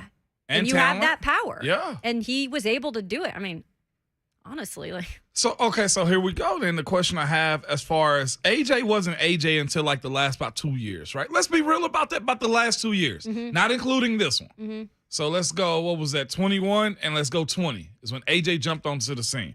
The question I have then is this. Who was AJ's bridge to where AJ was okay to develop to where there's not a whole lot of patience in what Traylon has to deal with right now? Because the absence of AJ is like, we shouldn't have let him You had go. Corey Davis. Still, but did right? you? But did you? Yeah, Yeah. but did no, you? I mean, that's the thing. He wasn't. Like, Corey wasn't that guy. Wasn't But he was the equivalent of what Robert Woods That's is right now. He's right. a wide receiver too in the NFL. Exactly. But they're still a part of this fan base. It's just like, we shouldn't have let him go. But I get that because Titans fan base, at least, you know, again, I haven't grown up here, so I'm not going to sit here and say like, oh my gosh, we have another. But wide receivers there've been some good ones here, but when it comes down to it, I think when AJ came, it had been a while. It had been a while. And so fans were so excited to see that actually this guy was developing into being that wide receiver one that was going to be out there and be a major weapon. Well, and let's not overlook this part of it, too. You had him under contract. Well, I keep forgetting. He was under contract for another year. So what you're saying, you could have said no. You could have said, Yeah. He was under contract. Yeah. See, now we got more calls coming in. People are in the fields now. See, I know. what I I'm think sorry we got to ultimately- bring up that. What I think ultimately it is that A.J. Brown correctly identified the leverage that he had based on the history of the wide receiver position with the Tennessee Titans. Because we've seen him dub himself as the best receiver in Titans history. I think he's the most talented wide receiver in Titans history. I don't think he had That's the resume. a short sample size. He was though. on his way to becoming the best receiver in Titans history. And, Yeah. I said it at the time, the catch he made against Cincinnati to put the Titans back in that game. Yeah. I said, that's the best receiver the Titans have ever had. Wow. Now, resume-wise, no, he's not, obviously, because he dipped after a couple of years. But his representation smartly identified the fact that not only did he have the current leverage, he had the leverage as being one of the best people to ever play that position in this uniform in this stadium. Mm-hmm. And I hate to rehash a lot of it, but it remains a relevant conversation considering the fact that the guy you replaced him with is hurt. And you've got a void there that somebody's going to have to fill. Right. Mm-hmm. Right. 615-737-1045, the number. We take your phone calls after the break. Plus, we get ready to talk with Ryan Clark of ESPN, former teammate of Ramon Foster.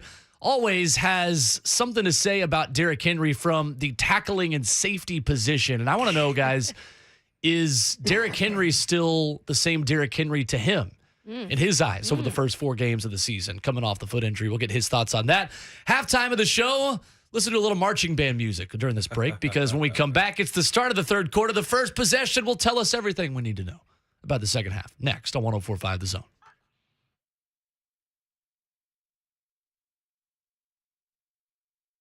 Summer's over, but that joint pain is still there, and it's time to do something about it. Hey, it's Ramon. I want you to call QC Kinetics right now. You put it off long enough, and it's time to get real lasting relief from chronic pain in your knees and back and shoulders and hips.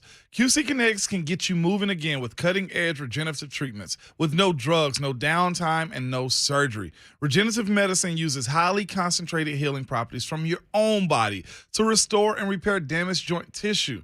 And QC Kinetics is the nation's leader in this exciting breakthrough natural approach to eliminating joint pain. Lots of people here have already done this, and they are living life to the fullest pain-free. So don't assume the old ways of dealing with joint pain are the only ways.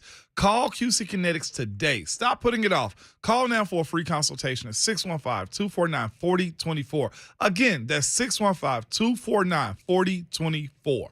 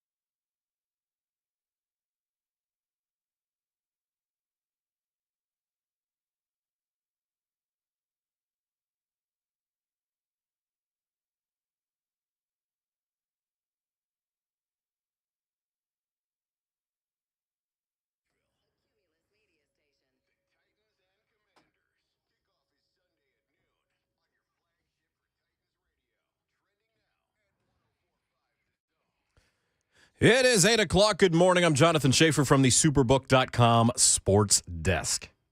2-2. In the air to right field. Ronald Acuna back. Ronald is under it. The Braves have won it again. For the 5th year in a row, the Braves are champions of the National League East. They did it with a 2-1 victory at the Miami Marlins yesterday. With the win, Atlanta earned a first-round bye. The number 2 seed in the National League behind the Dodgers. The Braves were 10.5 games behind the New York Mets at the start of June. Aaron Judge launched his 62nd home run of the season last night at the Texas Rangers. That breaks the AL record he shared with Roger Maris. The Titans made several roster moves yesterday. They signed defensive lineman Sam Okwanu to the active roster from the practice squad. Running back Julius Chestnut and cornerback Shaheem Carter were signed to the practice squad. Linebacker Wyatt Ray was waived from the active roster. And offensive lineman Christian DeLauro was released from the practice squad. For your foundation repair and waterproofing needs, visit USSTN.com. Breaking news at once on your over the Titans and the Vols. This is 104.5 The Zone.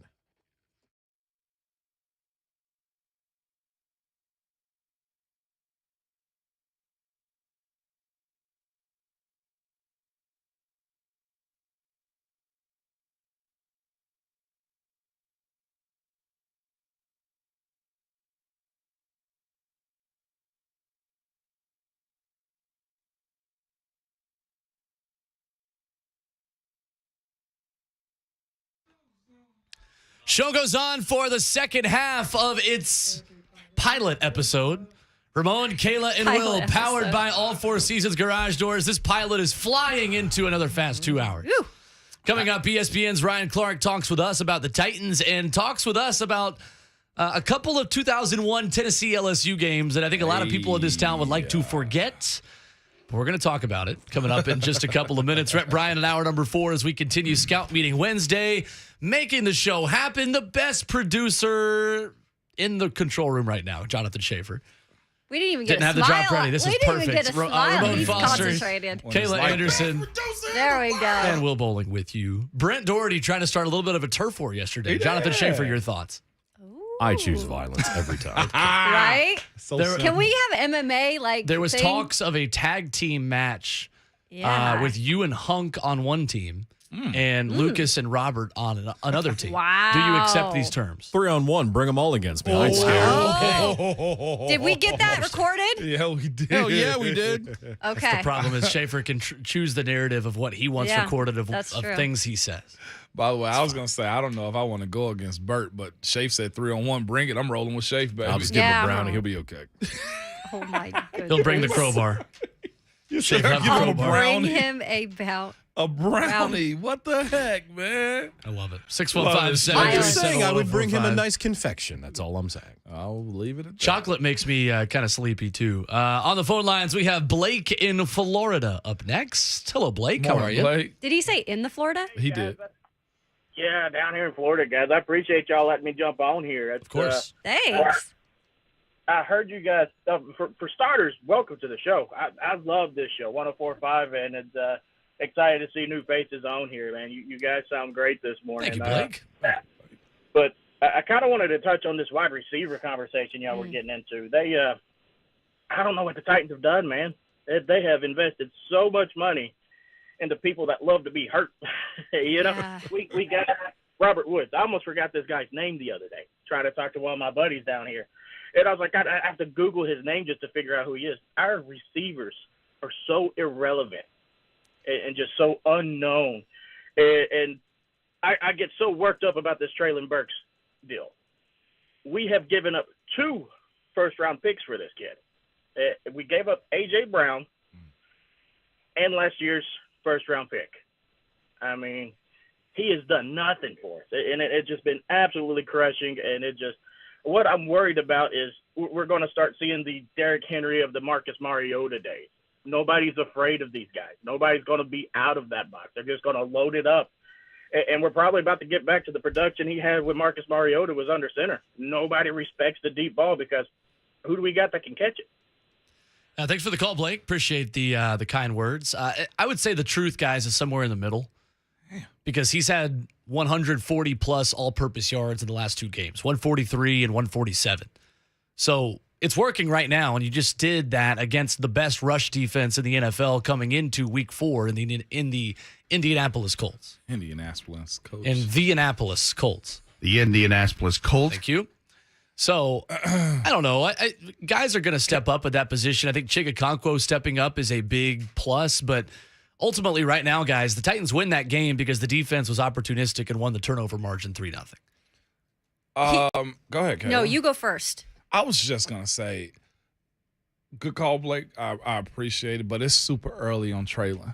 Yeah, Super early. It is really, really early. Injuries happen. Okay, Bobby Trees, you signed injured or traded for injured. Okay, I'm with But it. Bobby I hear Tree's it. also like He's healthy. he's healthy, and Yeah. that was a quick recovery. And his by the way. role is what? He's a number 2. He's a If number we're being 2, real about really. it. He's playing it well. I get the idea of the absolute idea there's no real threat. Okay, because then you look at where AJ went. There's AJ no went- big names. There's no big names. And I'm with that, but Traylon is also still a rookie. Yes. Traylon's also just finished his 4th game. I know he's injured, but this types of stuff happen all the time. Like I think you see what Traylon can be the same way Cincinnati saw what Joe Burrow could be when he tore his ACL. Like, I'm not excusing it. I'm just saying you got to kind of pull back. I think the conversation that we're having, or the conversation that's pretty much come up, is this team isn't just where you want them to be right now. Considering 2019, then 20, and then 21, you're the number 1 seed. I don't want to say there's been a little bit of pullback on what they're actually doing opposed to what the fans' expectation is. But would the fans be this livid right now with picking on things like the wide receivers and Todd Downey? Would they be that livid if they could score some points in the second half? No. Oh, And ultimately, because they- you want to know why too, just to push this to another situation. Reason you can look at the Vols right now and be like, whether they win or lose, I need them to compete. And I think that's the one thing that they're missing from the Titans right now is that volume of points. You go, 2 second halves without no points scored? 3 in a row. Well, I'll tell you what, 3 it games is, in a row. as someone who watches Tennessee football obviously every week, it is kind of jarring to go from the complexity of what Tennessee does back to the old school run the football in the second half for the Titans. Because I'll give them in the first half, the route concepts for Dontrell Hilliard in week 1 against the Giants. Good. Creative Really to good. get him in the end zone. The Chigakonkwo play on 3rd down. That was 25% of your second half yardage in Indianapolis. You had 28 yards on 20 plays, and Chigakonkwo had 7 of them on 1 play. Yeah. So that's a quarter of everything you earned in the second half right there on 1 play to move the chains. I think that's the level of creativity and complexity that Titans fans want to see in the second half. Consistently. But ultimately, Kayla, and I've said this the past couple of weeks with Ramon, that I think you're still paying for the mistakes Ryan Tannehill made throwing interceptions last season in second half. Absolutely. I And think that ultimately is why this team you continues hit to be it so conservative. on the head. Because I think Mike Vrabel is choosing to play conservative in the second half. More so than ever. Because he knows, and he said it at the end of the game. He said, I knew the defense could get out there and get the job done. So essentially, he was kind of saying, I knew I could count on my defense to hold it together. When you can have that philosophy for a bit, but when it comes down to it, when 100%. you come out of the bye week and you've got these teams one after another, you can't have that philosophy. And I wanted to add another stat in terms of offense that is a bright spot if they can actually capitalize on it. Did you know that the Titans are actually number 1 in the red zone right now at 90%? Whoa. In the NFL.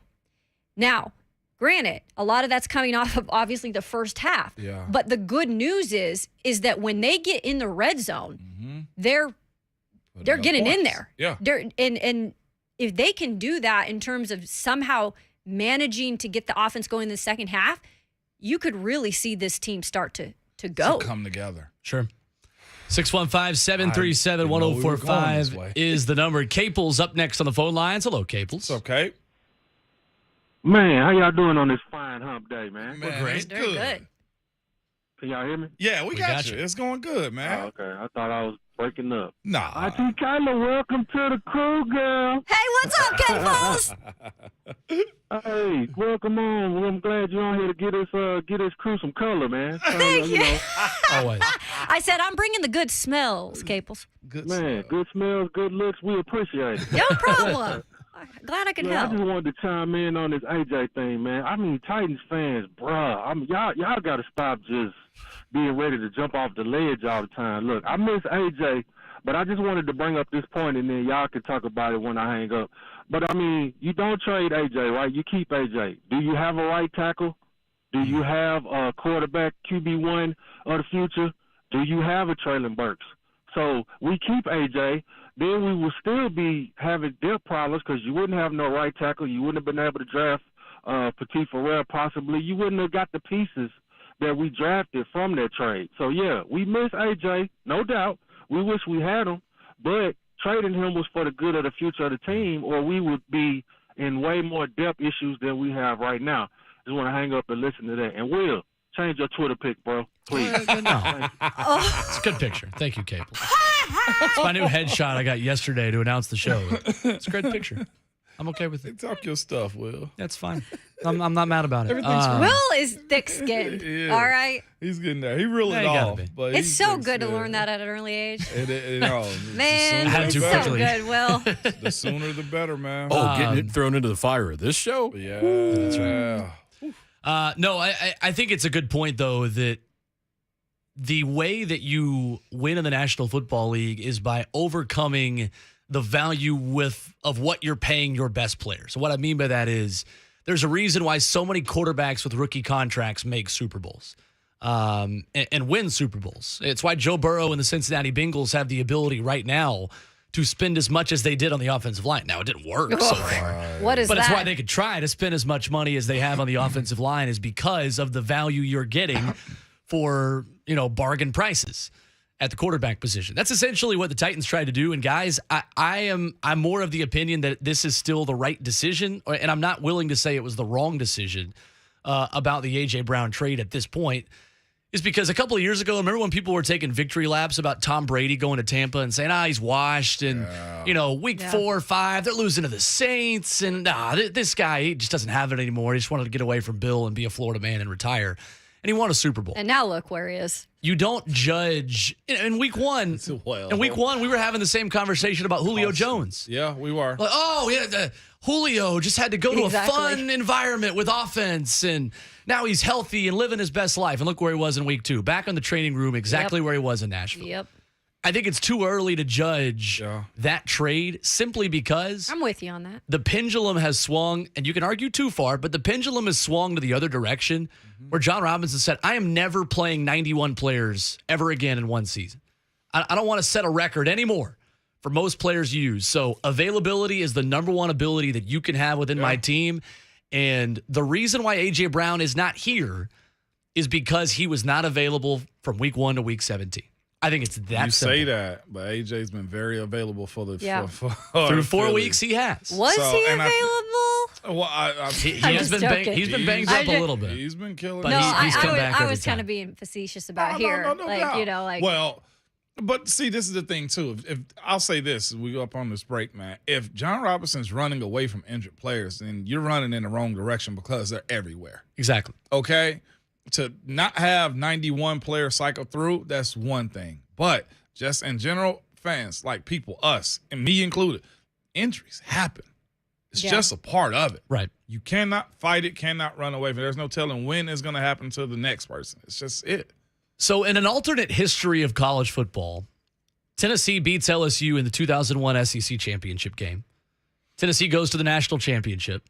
Philip Fulmer either wins the national championship or plays in it and remains Tennessee's coach through the 2007 season. And Nick Saban doesn't go to the Dolphins or the University of Alabama. And one of the biggest reasons why LSU with a backup quarterback beat Tennessee in the SEC championship is the star safety they had on that team, Ryan Clark of ESPN. We talk Titans with him. We talk about the 2001 Tennessee LSU game where he finished his career as an LSU Tiger before being an undrafted rookie and going on to have much success for the Pittsburgh Steelers. We do a little bit of everything with Ryan Clark. Former teammate of one Ramon Foster. Coming up next, it's Ramon, Kayla, and Will, powered by all 4 seasons of 104.5 The Zone.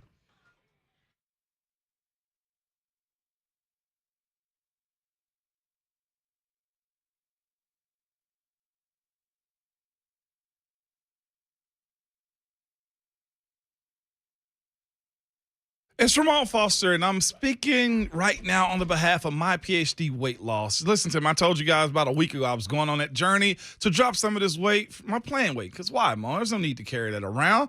But in the last week since I've been on my PhD weight loss, I've lost 10 pounds. Now, yes, I did work out a little bit, but one of the things I'm learning through this program is, look, a lot of the times losing that weight of yours is having a plan. And that's what they've given me right now. They've given me a plan that's not left me just hungry, haven't had me craving. It's not one of those gimmicks either to where you just feel like, well, this is only going to last a certain amount of time. No, this is a true fat burning type of weight loss plan. Just on average, the people who are in this program with me, male clients lose between 3 to 5 pounds a week.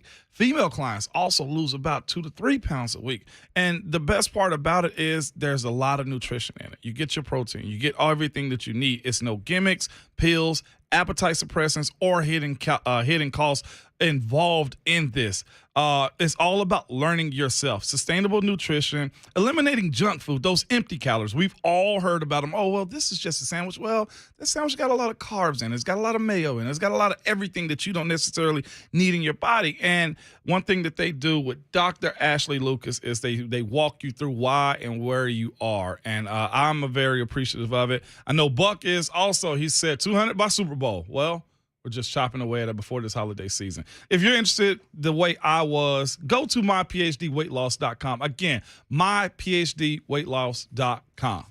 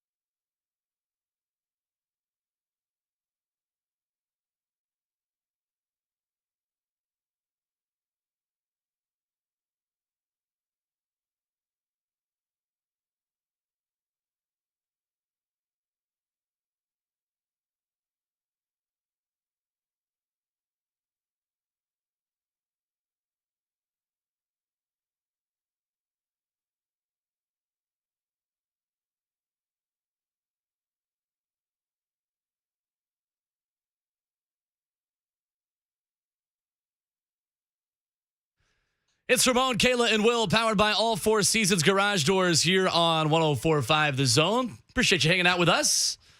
Will Bowling, Ramon Foster, Kayla Anderson, first day on the job. And we go to the Mark Spain Real Estate Hotline, talking Titans with ESPN's Ryan Clark, a former teammate of the 11-year NFL veteran sitting to my left, Ramon Foster. What's going on, Ryan? Good morning. Morning, RC. Good morning. How you guys doing? We're good. And certainly want to get into the Titans and the NFL discussion today, but I got to ask, with Tennessee LSU coming up this weekend, Ryan, a 2001 Tennessee LSU SEC championship game is a tough topic for a lot of people in this town and in this state. What do you remember the most from your perspective in that game? Receiver Kelly Washington. I believe that was his last name. Yeah, that's him. Yep. Walking side by side with me off the field, me telling him, man, great game, best of luck going forward, and him telling me he was fine with losing because he was going to be a first-round pick, and I'd never play a play in the league. No! Wow. Oh, wow. Wow. Yeah, I think that's what I remember most about it. Hold up, RC. What did I tell you about keeping a chip? That's why I love DBs. Yeah, RC. Me knowing you didn't punch him in his face? Nah, man. I love it. At the time, it was one of those things that didn't even bother me. I kind of laughed at it. I look at it as a little bit of trash talk, and he was just salty. They lost the game they definitely shouldn't have. I think they were the better team. They kind of showed it early on in the season. We had gone on the run, and sometimes you just get on the run and those things happen. Right. And I want to say he went to Cincinnati, and I saw him later on, during that time. I think I was in Washington, and I reminded him of the conversation, Yeah. The unfortunate part was, as I was finishing my 13-year career, he was really nowhere to be found for us to talk about it. So, Hey, talk your talk. Exactly. I knew eventually you get to it, RC. I knew eventually you get to it, man.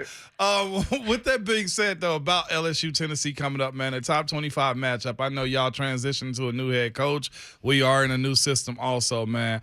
If I could just ask you, watching that Tennessee offense and being a defensive back, how do you prep for something like that? And I know being in Death Valley and Baton Rouge also plays a part in it also, RC. Yeah, I think the college game has changed so much. The college game is starting to almost mirror Little League football, and I don't say that negatively.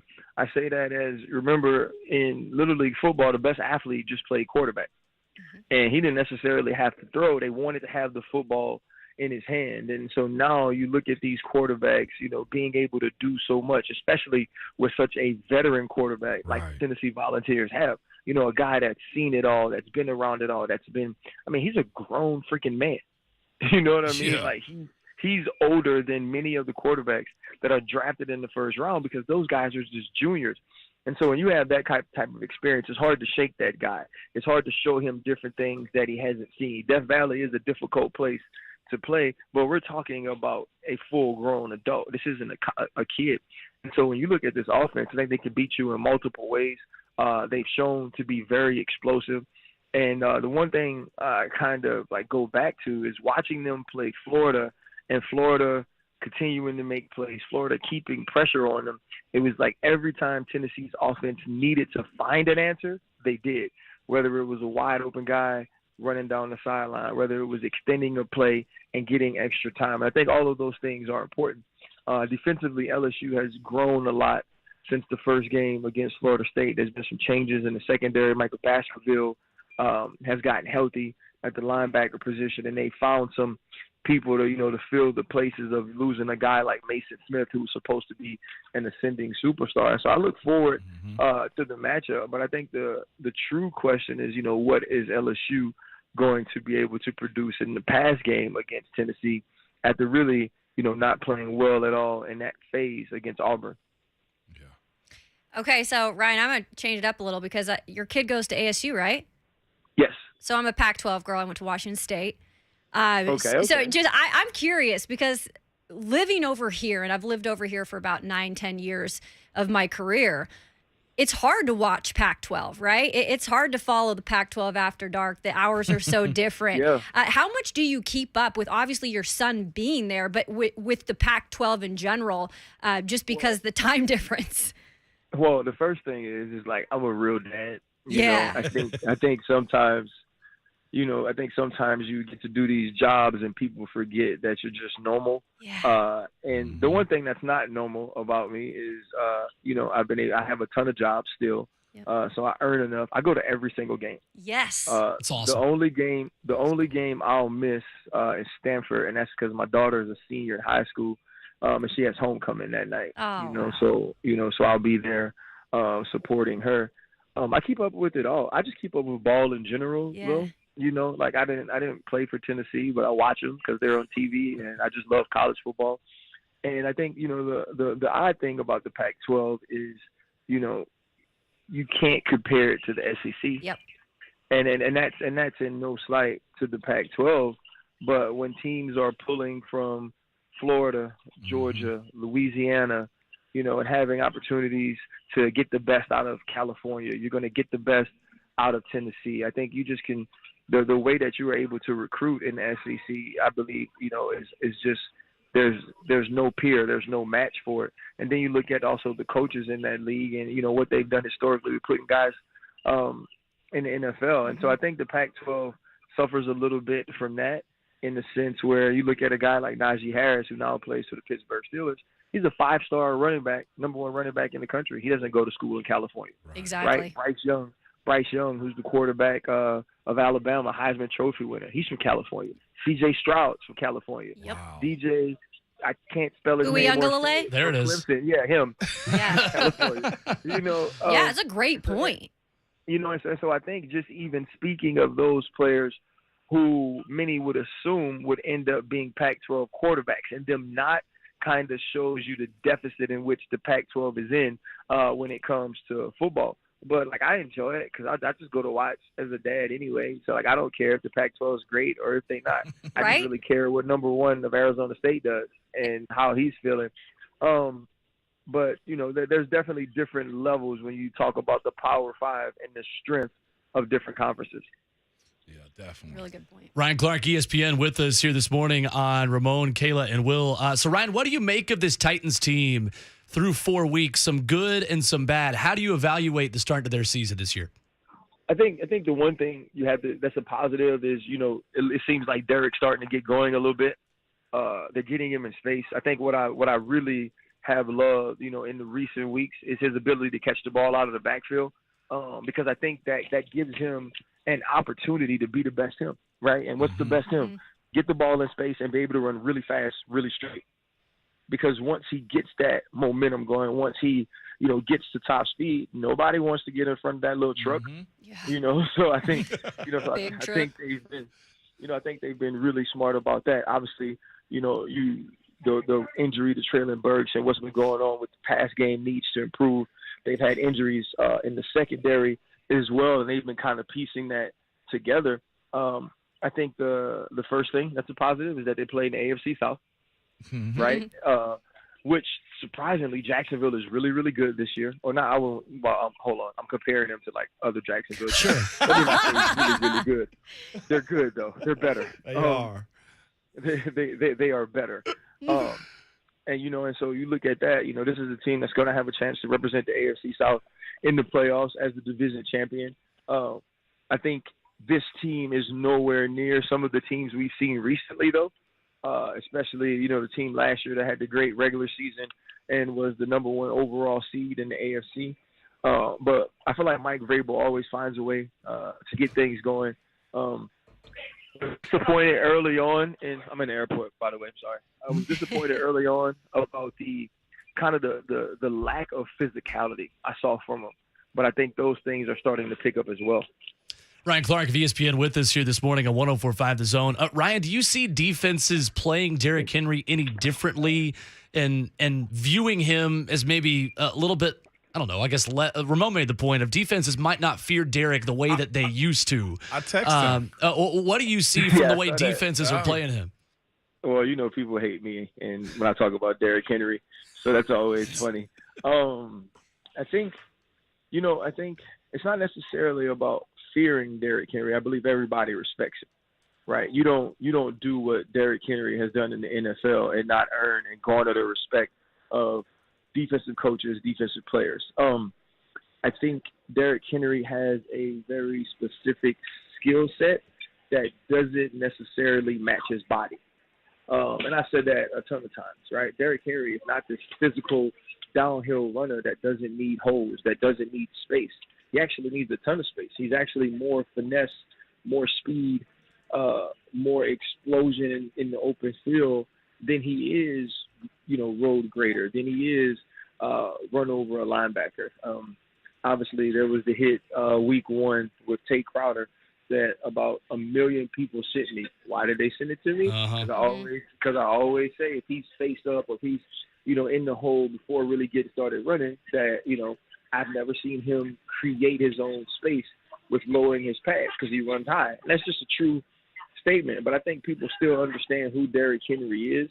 But it's also about his offensive line. It's also about the scheme and design of the run game, which Ramon can speak to much more than I can, and giving him an opportunity to have space. I think, there's some running backs who create their own. There's some running backs who have the elusivity once they get the ball where they don't need necessarily as much. I believe Derrick Henry is a guy that has to get going first before he can be effective. And we've seen some of that in the recent weeks. RC, that's one way of talking offenses in the NFL is the run game. The other side that we've had this morning is the wide receiver. What is the wide receiver in the NFL these days? Because A.J. Brown name continuously comes up here in Nashville, even though he's in Philly. Right. I think when you look at what elite wide receivers have done to change offenses, we truly have to value the position and the way the money has trended, right? Look at the way the money has trended for the position with guys earning up to $25-30 million a year, whether it's Devontae Adams, Tyreek Hill, A.J. Brown, Deebo Samuel, DK Metcalf, all of these guys. Now, think about this, and many people don't want to give Jalen Hurts and the Philadelphia Eagles discredit. Right. So Josh Allen was a very good quarterback, a very talented quarterback, but he was just good. He was just talented. And then he got Stephon Diggs, and then he started to be a part of MVP conversations. And that was going into his 3rd year. Now, no one thought Jalen Hurts was Josh Allen. No one spoke of him in that way. All of a sudden, he's gotten A.J. Brown, and Jalen Hurts, at least through the first quarter of the season, he's in my MVP conversation, right? And obviously, you can't attribute that all to A.J. Brown, but think about last week against the Jacksonville Jaguars. It's a torrential downpour. He throws an interception on his first drive. After that, he continues to go to A.J. Brown, intermediate routes, quick screens, short game, quick game, getting the football out of his hand to a superstar wide receiver. And, I can't throw a football. I can throw a hitch, though. I can throw a slant, and so you're looking at what a wide receiver can do to change your quarterback and change your offense. I think it's gone from one of those underrated positions and undervalued positions to one of the more valuable on each and every team. Okay, I'm going to switch over to the defense. And clearly you kind of brought it up, Ryan, but there's been some bumps and bruises in the secondary, obviously. But where I think there's a bright spot, and I don't know how much you've seen of him, but the rookie cornerback, Roger McCreary, 3-star coming out of high school, goes to Auburn eventually. I think people thought from what they saw in camp that he was going to be a contributor, but he's been a contributor from the jump, and obviously there's things he still has room to grow. But what have you kind of seen out of that secondary? Also, Christian Fulton, an LSU guy. Well, first of all, McCreary, if you watched any Auburn games last year, you knew he was a dude. Yep. Right. This is they won. It was about the way he competed.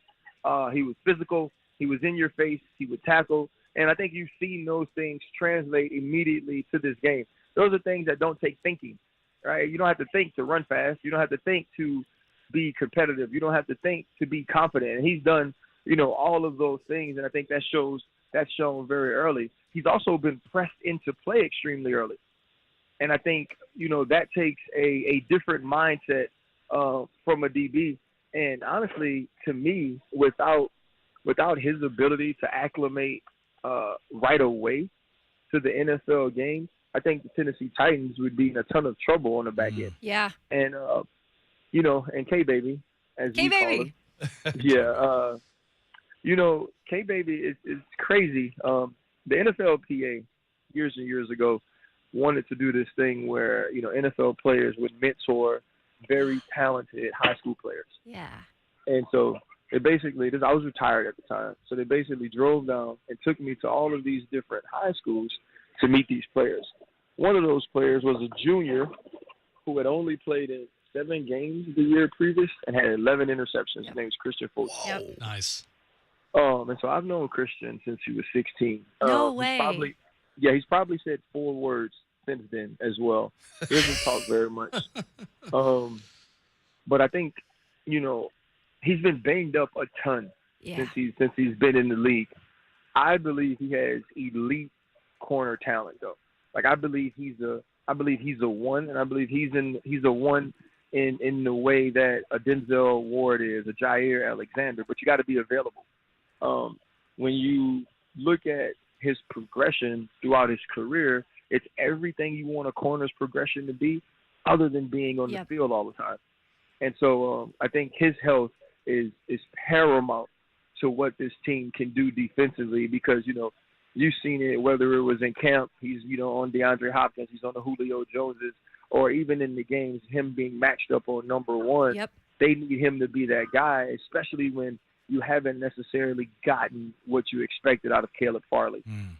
Great points. Oh. Good stuff. Man, Ryan RC. Clark, we could go a lot longer, but we are out of time, man. Appreciate the time. Ryan, you're the first guest in the history of this new show also, so appreciate the time, and a high honor for you. Yeah. I hope I didn't ruin it for everybody on day one. No, you didn't, man. It's great stuff. RC, I can't wait to hear this Griffey interview, just so you know. Me too. Oh, thank you. It was awesome, man. I fanboyed pretty much the whole time.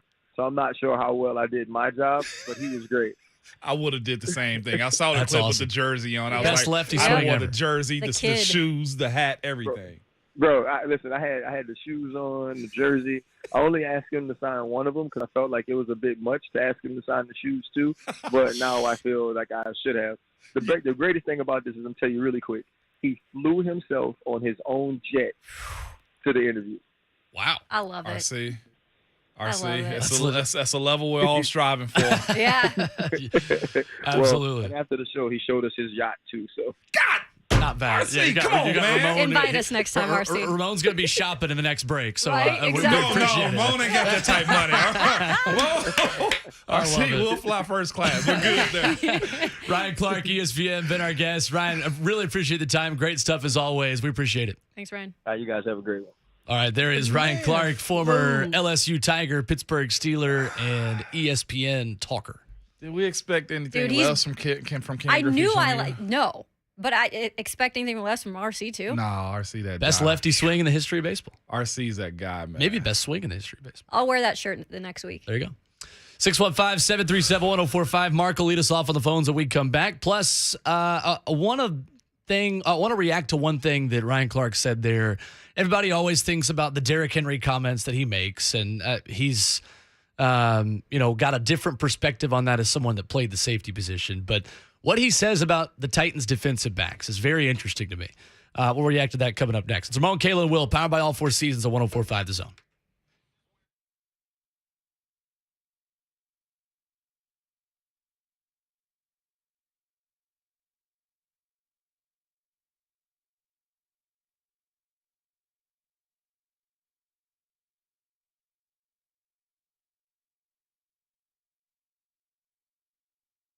Hey, it's Ramon Foster for Window Nation, and forecasters are predicting a colder and snowy winter, and winter is coming up fast. Are you prepared? Have your old windows lost their integrity? Are they drafty, hard to operate, single pane, or inefficient? The experts at Window Nation can help you prepare your home to defend against the colder weather with incredible savings. Right now, get 2 windows free for every 2 you buy and pay nothing until 2025. Imagine how much that 0% financing can save you. No payments till 2025.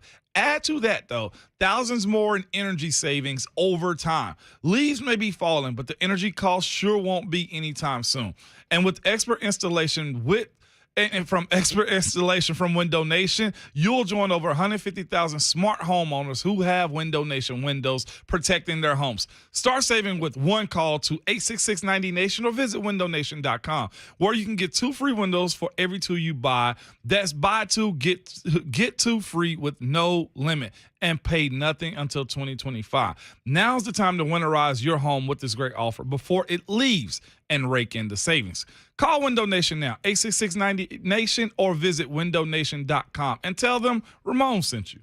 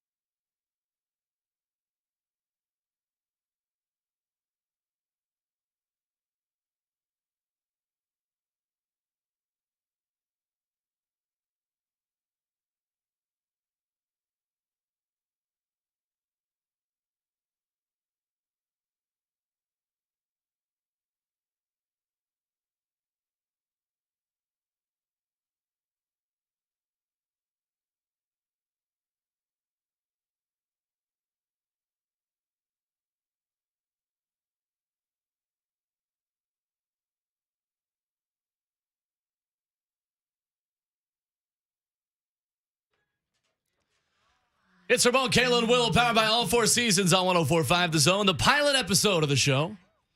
Will Bowling, Ramon Foster, Kayla Anderson with you. Jonathan Schaefer making the show happen. Good stuff with Ryan Clark, former Pittsburgh Steelers safety and LSU Tiger, who talks about quite a conversation he had with former Vol Kelly Washington. It's great. Coming off the field after Tennessee beat LSU in the 0-1 SEC championship game. Guys, there were like so many good nuggets of what he had to say about the Titans that we glossed over just the savagery he had to a former Tennessee wide receiver at the beginning of that conversation. But I wanted to highlight his answer about Roger McCreary, and a great question by you, Kayla, and kind of setting him up with this analysis, because it is clear that Ryan Clark is a big fan of the Titans' top two corners right now. Yep. McCreary, if you watched any Auburn games last year, you knew he was a dude. Yep. Right. This is they won. It was about the way he competed. He was physical. He was in your face. He would tackle. And I think you've seen those things translate immediately to this game. Those are things that don't take thinking, right? You don't have to think to run fast. You don't have to think to be competitive. You don't have to think to be confident. And he's done, all of those things. And I think that's shown very early. He's also been pressed into play extremely early. And I think, that takes a different mindset from a DB. And honestly, to me, without his ability to acclimate right away to the NFL game, I think the Tennessee Titans would be in a ton of trouble on the back end. So there you go. Ryan Clark with high praise for a Titans rookie at the cornerback position. Got two good ones that he was really high on, though. Mm-hmm. He liked Christian Fulton, too. And Christian Fulton. K-Baby. Right. K-Baby, yeah. That's great. That's interesting. But boy, I was real close to saying, screw this break and ask him about Caleb real quick, man. I know, right? Yeah. He did mention him at the end, though. He did mention him in a default type of way, like without Caleb Farley. But that's what we all are. Yeah. That's what we all feel right now. Yeah, it's like a default. It is. 615-737-1045, the number. Mark in the borough, been waiting patiently to talk with us. What's going on, Mark? Morning, Mark. Hey, guys. How y'all doing? Good. How are you? All right. I'm doing well. So just want to hit on Coach Vrabel. I think this guy's awesome, man. He's working with a bad team right now. And I hate to say that the Titans are my guys, but he's working with a great team. So if you notice that his interviews that he's speaking in, he's very pissed off at the way the fan base is reacting to everything. If it's not Tannehill, we're blaming Derek. If it's not Derek, we're blaming Traylon. If it's not Traylon, we're blaming the GM. So, now we're always looking for somebody to blame. I just think we just need to pull it together, slow it down, like Roger said a couple of years ago. Hey, we're only lost a couple of games. Right. Like, chill out. Things will get better. And we're 2-2. Granted, we should be 3-1.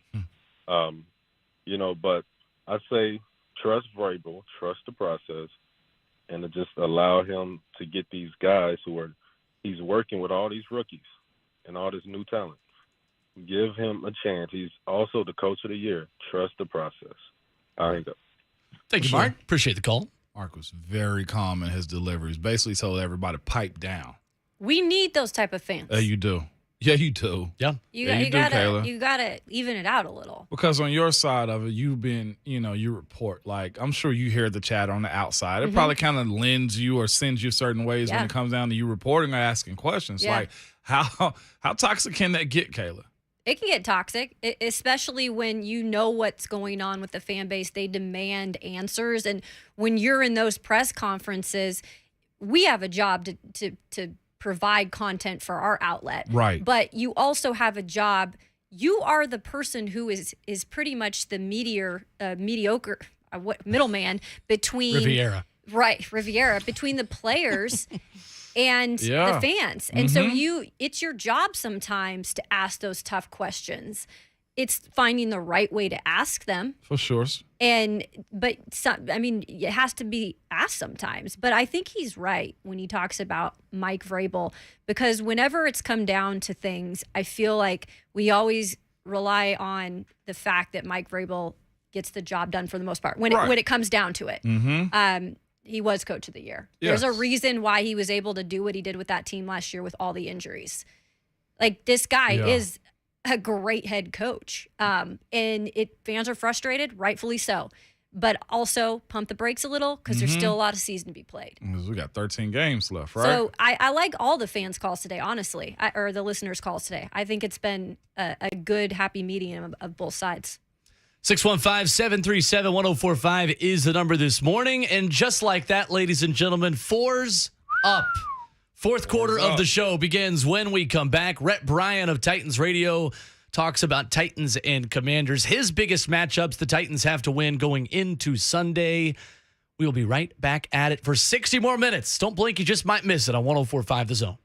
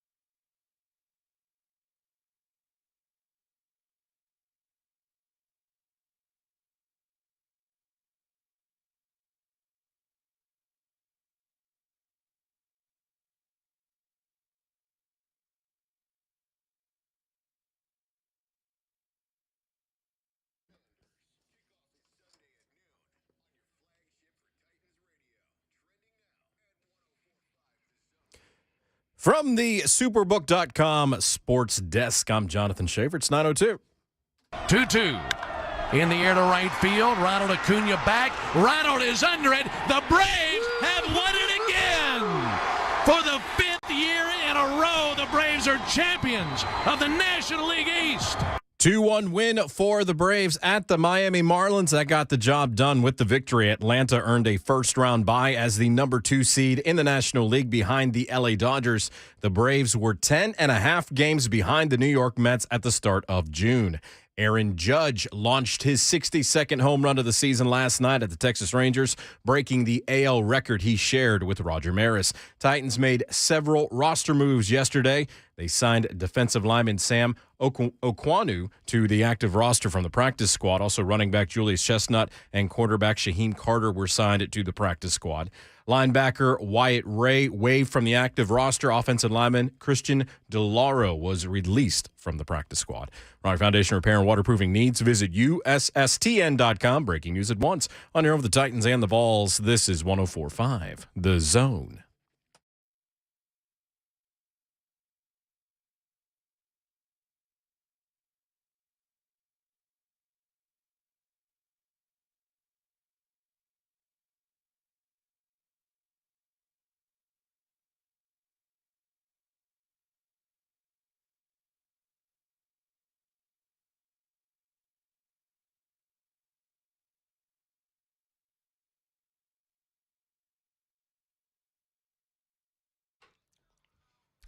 Fourth quarter, fourth and final hour of the pilot episode. Ramon, Kayla, and Will, powered by All Four Seasons Garage Doors on 104.5 The Zone. I'm aware.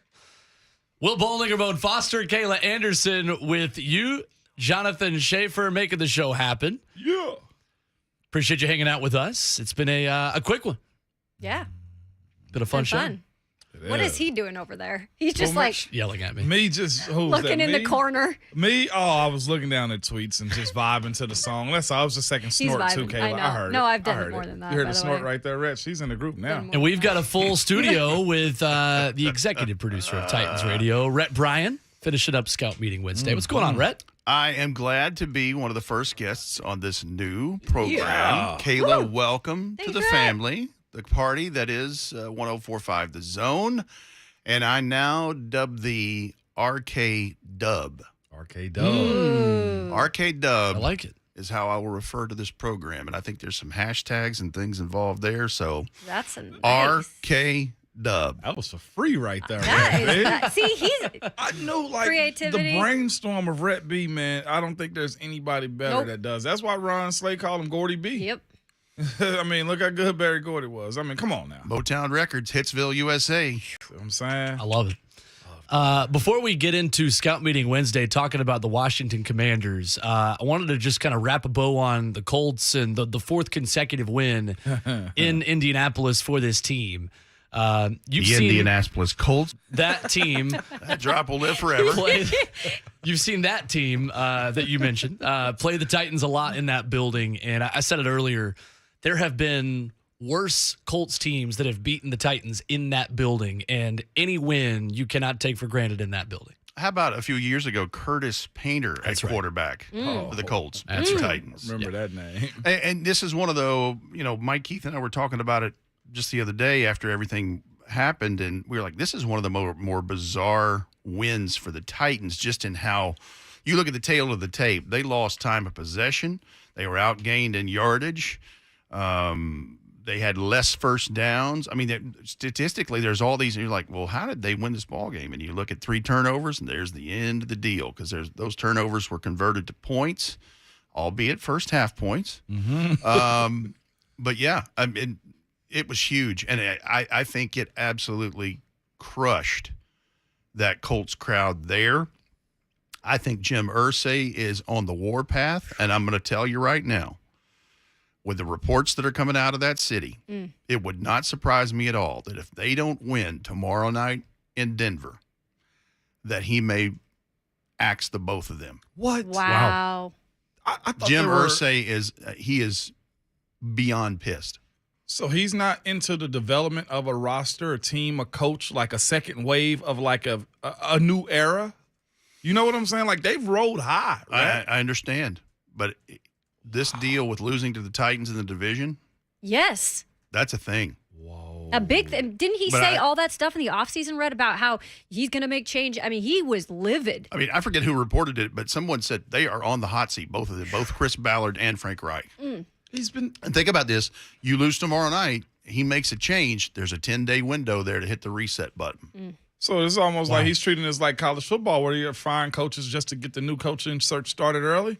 That's pretty much what we're looking at right now. Well, I mean, if you're down in the division that early, it's going to be hard to climb out of that hole.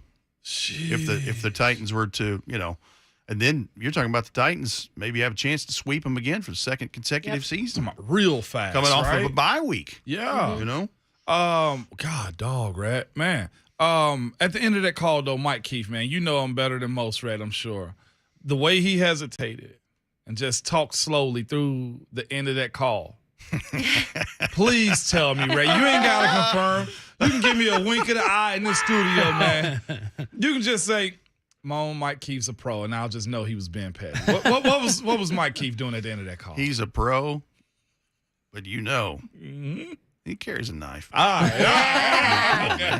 knew that. I knew he was a savage. He gonna hit you in the short ribs. And hey, listen, he was a savage. there have been many times that we have ended that broadcast without the Titans get it done again. Okay. And I ain't gonna lie to you. It's fun. I mean, did you hear Coach Mack? Well, there was one point in there, he's like, I don't care about the Colts. Yep. And here is the call of reference, courtesy of the best producer in the world, Jonathan Schaefer, getting this for us. Final score, Tennessee 24, Indianapolis 17, as the Titans come to Indiana, and for the fourth time in a row, get it done again. Man, it's the understated stuff like that just has the emphasis. Yes. We are so used to, as Titans fans, like hearing the big, just epic, like it was in Houston after Sam Sloman hits the kick of, and the Titans get it done. And then it's just for the fourth time. It's just sprinkle it in there. That's the thing. If Mike was a gangster back in the 20s carrying a Thompson submachine gun, Peaky Blinders. he would be Gentleman Mike. I want to call him Suge Knight now. That's where I'm at with him. I mean, Suge Mike. Yeah. Suge Mike. I like that. Suge Mike. Suge Mike. That's who he is now, man. If you sound good, it doesn't matter what you know. See? Freaking legend, man. Fantastic. Love Mike Keith. But that was fun. It was a huge win for them to get back to 500. And I know we're going to get into the Commanders.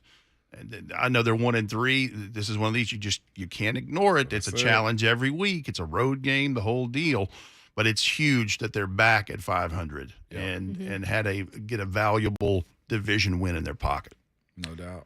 So this Commanders team, Rhett, we talked about the offensive line, the 3 starting centers that Washington has already had to use this year, banged up at that position. Trey Turner getting benched effectively against the Dallas Cowboys over the weekend. The 17 quarterback sacks that Carson Wentz has taken. What jumps out to you the most, starting on offense, about this Washington team? All right, first of all, you're right, because Trey Turner was his guy.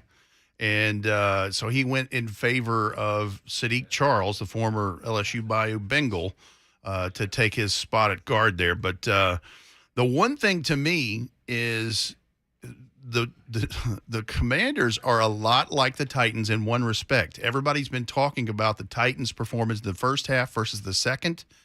Well, the Commanders are the polar opposite. They can't get anything done in the first half. They've scored 7 total points in the first half, 3 straight weeks combined. That's it.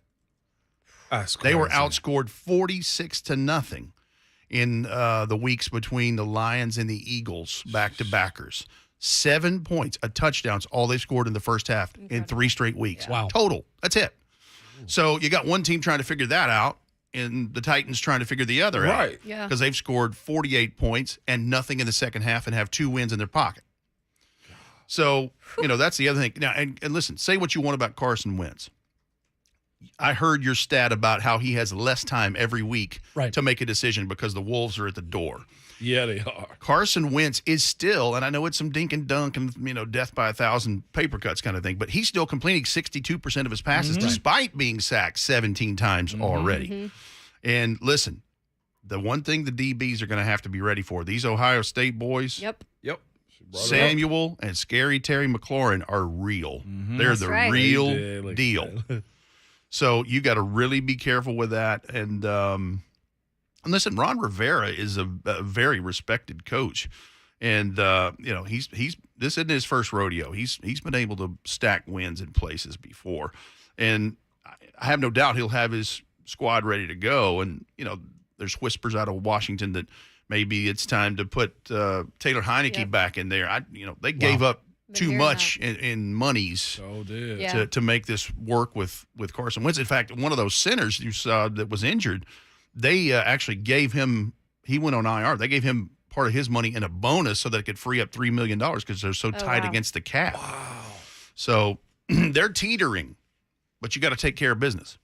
You certainly do. Rhett Bryan with us of Titans Radio, continuing the discussion on the Scout Meeting Wednesday edition of the show as we continue to dive into the Washington Commanders and Tennessee Titans. We'll take a few of your phone calls as well, 615-737-1045. It's Ramon, Kayla, and Will, the pilot episode on 1045 The Zone.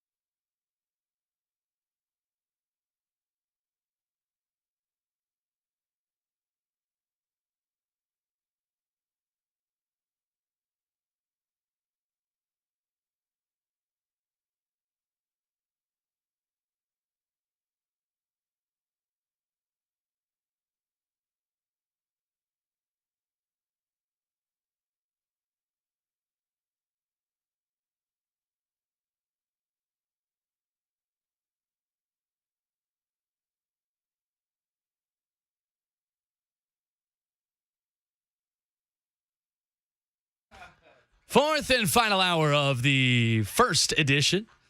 The show goes on the air for the first time. Ramon, Kayla, and Will, powered by All Four Seasons Garage Doors here in Nashville. Will Bowling, Ramon Foster, Kayla Anderson, Jonathan Schaefer, and Rhett Bryan with you. I guess it'd be easier for me to tell you who is not on this show right now in the building. Right? It's all good. RK Dub. But we're good with it. RK Dub. On RK Dub. Putting it out there. We talked about a little bit for the Washington Commanders offense, what Carson Wentz has been able to do with not a lot of time to throw the football. Haven't mentioned, too, right tackle Sam Cosmi suffers a hand injury in the loss to the Dallas Cowboys. 2021 second-round pick. We'll see the injury report today of what his status is, but a source telling The Athletic earlier this week, Rhett, that could miss multiple games and could be another offensive lineman down for Washington this weekend. Well, bless his heart. Right. Here's the thing. I don't know how much worse they can do at right tackle. In the Eagles game where they sacked him 9 times, he gave up 6 pressures and 3 of those quarterbacks. Yikes. I mean, you talk about the worst report card in your locker after that Texas deal. Longhorn. Cheeks. Okay. And Cosmi was one of these guys. Coach Mack and I evaluated him when he came out for the draft. He's one of these guys. He's played multiple spots along the line, but he is plays too upright. Oh. Hands and feet aren't where they, that hasn't really clicked yet, and he can get tilted off of his axis real easy because he's so long and lean.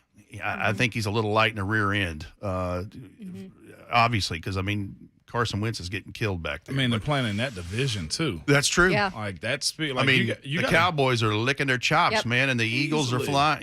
Here we go. Look how big the D lineman that the Giants have. Like, you got to go up against some dudes. You got to draft appropriately for that. You know, Azeez Ojulari and Kayvon Thibodeau and all those exactly. Things. But yeah, the Commanders, on defense for them, their defensive tackle, John Allen, has been a terror for teams. He's somebody, they put a lot of money up front. Obviously, Chase Young is not back out of IR, and I'm glad of that. And also, Jahan Dotson, the rookie receiver, has got an ankle and won't see him this weekend. That breaks my heart.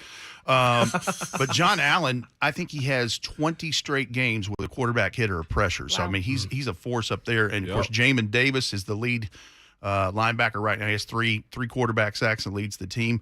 They're really good on third down. 4th in the NFL right now, allowing just under 31% to opponents. And then in goal line situations, goal to go, only 50% of completions for opponents there. Wow. Second in the league right now. So, and that's what we were speaking about at the end of the defensive scout meeting Wednesday, Rhett, was this group, though. Like, you look at them and you see the players. The amount of first-rounders they got on the defensive front says for itself. Jamin, as you said a second ago, is a really good player, too. And then you look at the roster, you say, got a good coach. Quarterback is decent. Ain't the worst. You say what you want to about Carson Wentz, but he got something in him to get the job done. Just can't. Well, the O-line is bad. I can get that. But this team ain't just bad. No, they got some good components. They have skill players in all over the place, and that's why the Titans have got to be careful with this. Thank you. Yeah. No, I'm saying these things because if they don't, take care of business, they'll leave there with a loss. Yeah. Because it's a week-to-week proposition, and these guys are pros just like they are. But yeah, they have some talented names and talented players on their roster that can get the job done, whether they have Jahan Dotson or Chase Young or whoever. And, the athleticism of Carson Wentz can beat you if you're not careful. Now, if he's running for his life, that's probably a little different story. But, the thing that I think Mike Vrabel has done really well in the last 2 games in wins, very Bill Belichick-esque in taking the best player out of the equation. Now, you think about it, with the Raiders, no Devontae Adams. They held him to pedestrian stats. Now, Mac Hollins nearly got the best of him, but that's Mac Hollins, and that's no slight towards Mac Hollins. Last week, Pittman. Right. Well, the tight ends nearly ate him alive. But Jonathan Taylor, 11 carries for 19 yards in the first half, total of 20 for 42, 1 reception for 1 yard. That is pedestrian. You took away their best player. So with saying that, coming into this game right before the bye week, and you're going to keep hearing got to score points in the second half. I'm sure that's something that they know that they have to do. This is a Washington team that's a little beat up, got some holes. Take advantage of that situation. So how important is it for, this defense to come out and really shake up Carson early on, set that tone, and hopefully you can see a little more consistency with the offense, but starting with the defense. Yeah, and that's where it begins. I think you're exactly right. You have to crash down that wall. And quite frankly, and look, Big Jeff has had quiet stats in the last couple of wins. We need a Big Jeff game in this. Yeah. He has got to be a terror and give Carson Wentz some nightmares in this thing. Because if you affect it up there, then all of a sudden places in the secondary where you've got injuries get some gifts back there. Because I think the linebacking core did an excellent job last week. And considering that they didn't have Zach Cunningham, they brought in Joe Schobert, who's a super smart guy. Yeah. You realize the Titans is the 8th defense he's learned in his career so far. And the mark on him was that he was always a super smart guy. He came right in, basically had 1 practice, 2 practices, came in off the street and affected the game and that had an outcome, that led to a win. But yeah, you've got to be able to do those things. They've got to get them in 3rd and long situations and take care of 1st and 2nd down so that they can and look, you get 3 turnovers and convert points out of that, you're going to leave there with a win. But to my point earlier, this team scores points in the second half. Exactly. And you're not doing that right now, so you've got to take care of it. And wouldn't surprise me at all if they won the toss, they elected to defer and got the ball in the second half and then come out there to try to get them 3 and out and keep things rolling. I think you also, the special teams part of this is so huge. Ryan Stonehouse has to continue doing what he's doing. It's a weapon. Man. He is. What's he averaging right now? Oh, my Lord. It's 52. Like 52, I believe. Yeah, it's ridiculous. He was above 55. unreal. It went down a little bit after the Colts game, but it's ridiculous. Because it was just an unbelievably Yeah, I do high want to average. call it down a little bit. And I haven't looked at the weather forecast for Maryland on Sunday yet, which That's is a good bad question. on me. But, the guy played at Colorado State, so he's been in some High altitude altitude. and wind situations. And he doesn't seem to be fazed by anything. That's the thing that's amazing about him. Very level-headed. But he's done a really nice job with that. And, I think their kick coverage and punt coverage has been good. Yeah. I think they've gotten some good. I mean, Hassan Haskins is doing a really nice job. We're talking about off air today, too. Yep. Yeah, that's a guy that, people's like, well, man, he's a big guy like that. He played special teams in college. Yes, he He's did. done it. He's good at it, and he's proving that he is. I think the other thing to go with what you're saying about the defense, Kayla, is you got to get the hands of 22 on the ball. You see what that happened. 25 touches against the Raiders for 143 yards and a score. Last week, 25 touches, 147 and a score. And I'm going to tell you, it doesn't take a rocket scientist to figure this out, or I wouldn't be saying it. He is this close to busting a long track touchdown. Absolutely. I mean, I thought exactly he was right. about 3 occasions Sunday. I thought, oh, here we go. He's going to hit that gear, and boom. Yep. He's gonna bust one, and it may be this week. I and agree. but they need that in like quarter 3 or Exactly. 4. Can we push Let's that do back? that and get to 3-2 and have a bye week. Yeah. Let's go to the phones real quick where you can join us at 615-737-1045. Joey in Cross Plains chiming in this morning. What's going on, Joey? What's up, guys? Hey, Kayla. Welcome to the Clown Show. Hey, I appreciate it. Look, Moan's over here shaking his head. The Clown Show. So, hey, Rhett Bryan, my man. You and Coach Mack are my eyes. And I realize this is a Coach Mack question, but I'm gonna ask you: have they been working with Carson? He's kind of known to advance or throw the ball down the field, or march down the field using PI a lot. So, has the Titans with that young secondary, have they been working on that any in practice to kind of prevent those PIs and those big chunk plays that Carson likes to throw like that? I mean, I'm sure they work on that every day. Now, once the regular season comes, I'm not privileged to be able to see practice in the closed portion. He is, but I'm sure they work on those things with, tip drills and things like that, and just working on not being too grabby. And they were a little better against the Colts in that respect on Sunday. I hope that's a trend that continues forward, because you're right. Carson Wentz has been known to get the DPI, and the next thing you know, it's a 30, 40-yard penalty. It's one of the reasons why Mike, Keith, and I have contended for years. I would love for the league to go to the college rule and it'd be a 15-yard penalty than a spot foul because it changes too much real estate in a game a lot. Right. It was interesting on Titans Talkback on Sunday. Keith Bullock filling in for us. He actually saw some pretty good things from Caleb Farley in this game against Indianapolis and basically said, look, that deep ball where it's underthrown is a really tough play to expect a defensive back to make all the time. Where are you at with these corners right now, Rhett? Because Roger McCreary just keeps making plays. Christian Fulton has helped shut down a number one receiver 2 consecutive weeks. And we saw a lot more from Caleb this week versus the one defensive snap that he had against Las Vegas. Well, first of all, Roger McCreary is just like a fish in water. Yes. I mean, I've never seen a kid, and, say what you want about the lack of long, lean arms and all this stuff. He did it week to week against the best in the Southeastern Conference and did very well. And that has translated quickly to this. He's got 30 tackles. He leads the team in tackles right now with 30 tackles. So props to that kid. He's a bright young man, and, man, he ain't afraid of nothing. At all. Caleb, I think KB is right. I think Keith is right that there was a lot of good things to take out of that. Yes, he got turned around on the one play and got the deep shot given up right there. But, we forget this guy has not played a lot of football, and he's just going to have to work his way through it. He's got all the athletic skills and gifts in the world, God-given, and he's just going to have to get reps under his belt and get it done. I mean, I don't think he lacks any confidence. I think he just needs to basically knock off the rust from the injuries that he's had before. Yeah. Absolutely right. Let's go to Cousin P on the phone lines up next at 615-737-1045. What's going on, Pete?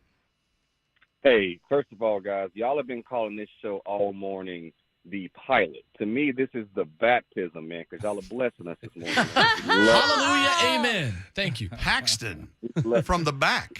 Say it louder. So, Rhett, man, you pretty much hit on everything I was going to call and say, man, and I'm honored that I'm thinking I have like-minded thoughts when it comes to how you're thinking as well with these numbers, man. The numbers are telling us everything, and it really scares me about this upcoming game, right? We can score in the first half. They don't score in the first half. We don't score in the second half, and they can score in the second half. This game's going to come down to which team is going to go out of its way to score in the half that they normally don't score in. And right now, by the numbers, that's the Commanders. They can score in the first half. We don't score in the second. So I'm really concerned about that. I would like to know what you all think, Vrabel's game plan is going to be. And why you think, if you hadn't said this already, why you all believe that we're not scoring in the second half of games. What is truly going on for us not to be able to put up points, guys? Loving the show so far. Congratulations, Kayla, and I will hang up and listen. Paxton, Kayla, you mentioned it earlier. Thanks for what you do, Paxton. Yeah, absolutely, Paxton. You said Vrabel said what after the game when it pertained to the defense? And I felt comfortable in my defense going out there and getting the job done. Yeah. I mean, it's one of the reasons why when they won the toss, they deferred deferred their option to the second half because they feel like they can go get it done. To Paxton's point, I'd feel good if the Titans hung 30 on them in the first half, and let's 100%. Let's see what's happened. I'll answer his question first. It's a combination of things. There is just a lack of continuity there in the second half for whatever reason, and those reasons are giving up deep shots, self-inflicted penalties and wounds and that nature, and just not converting third downs. And when you get into a red zone situation, you're not putting the ball in the end zone.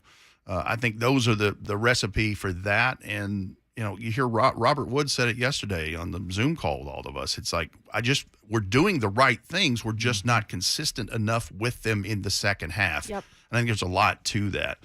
For everyone worried about the second half deal, the longer it goes on, obviously, the more it becomes a thing. I think we're going to find out Sunday how much these guys in that locker room are ignoring the noise. Yep. Yeah. 100%, man. So he also asked, what does it take to get a dub this weekend? You do what everybody else been doing these last 3 games. You beat them up. Like, there's a certain point throughout a season, too. Players just get to a point where, well, maybe this is just what we are.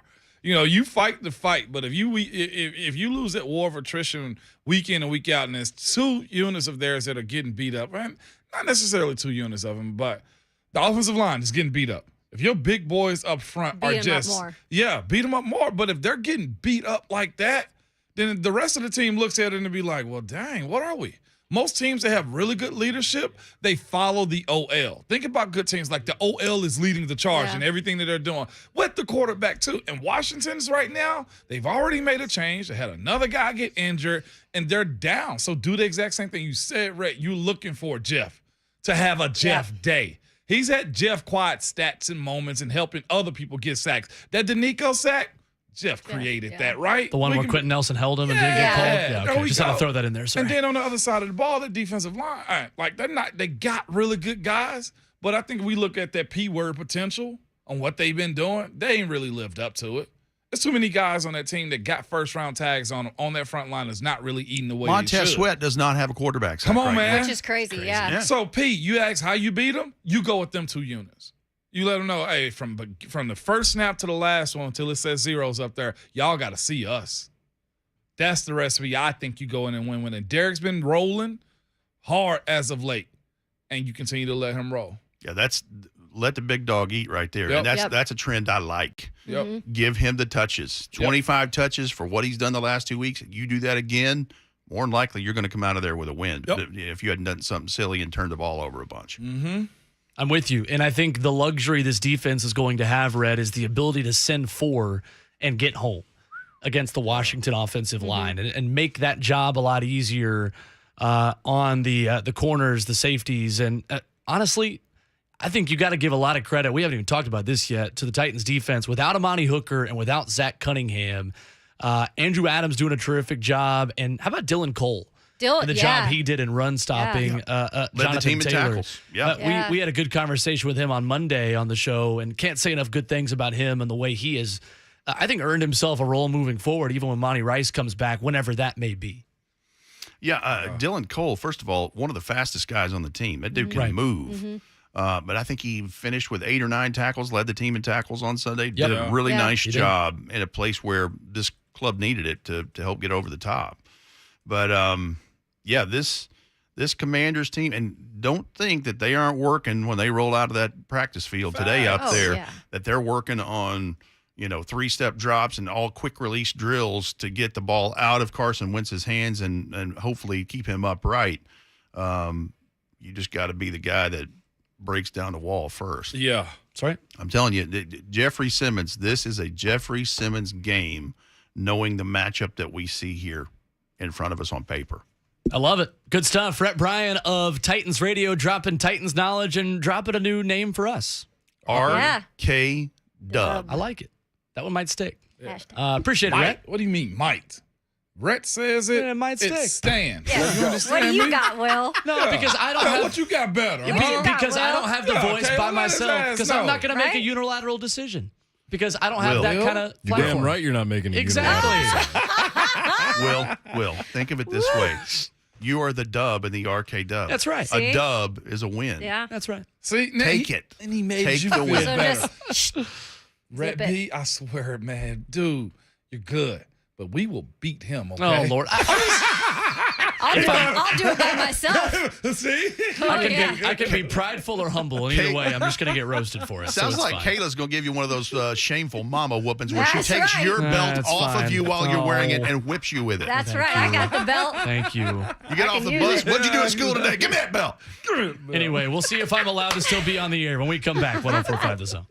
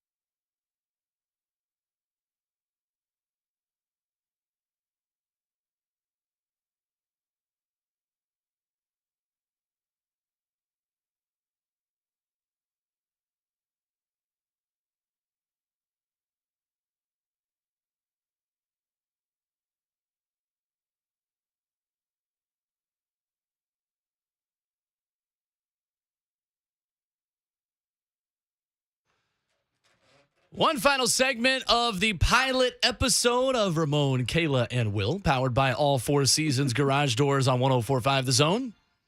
You can Appreciate you hanging out with us. Appreciate Ryan Clark, Rhett Bryan, all the phone calls. It's been a fun day. Me too. There you are. It's been a good morning. Will Bowling, Bo Foster, Kayla Anderson, and Jonathan Schaefer with you for a couple more minutes before Buck Rising takes over.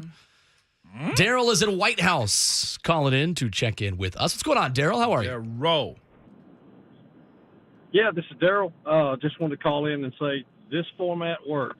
You guys are great. Thanks, sir. Y'all are hilarious. It's gonna work out just fine.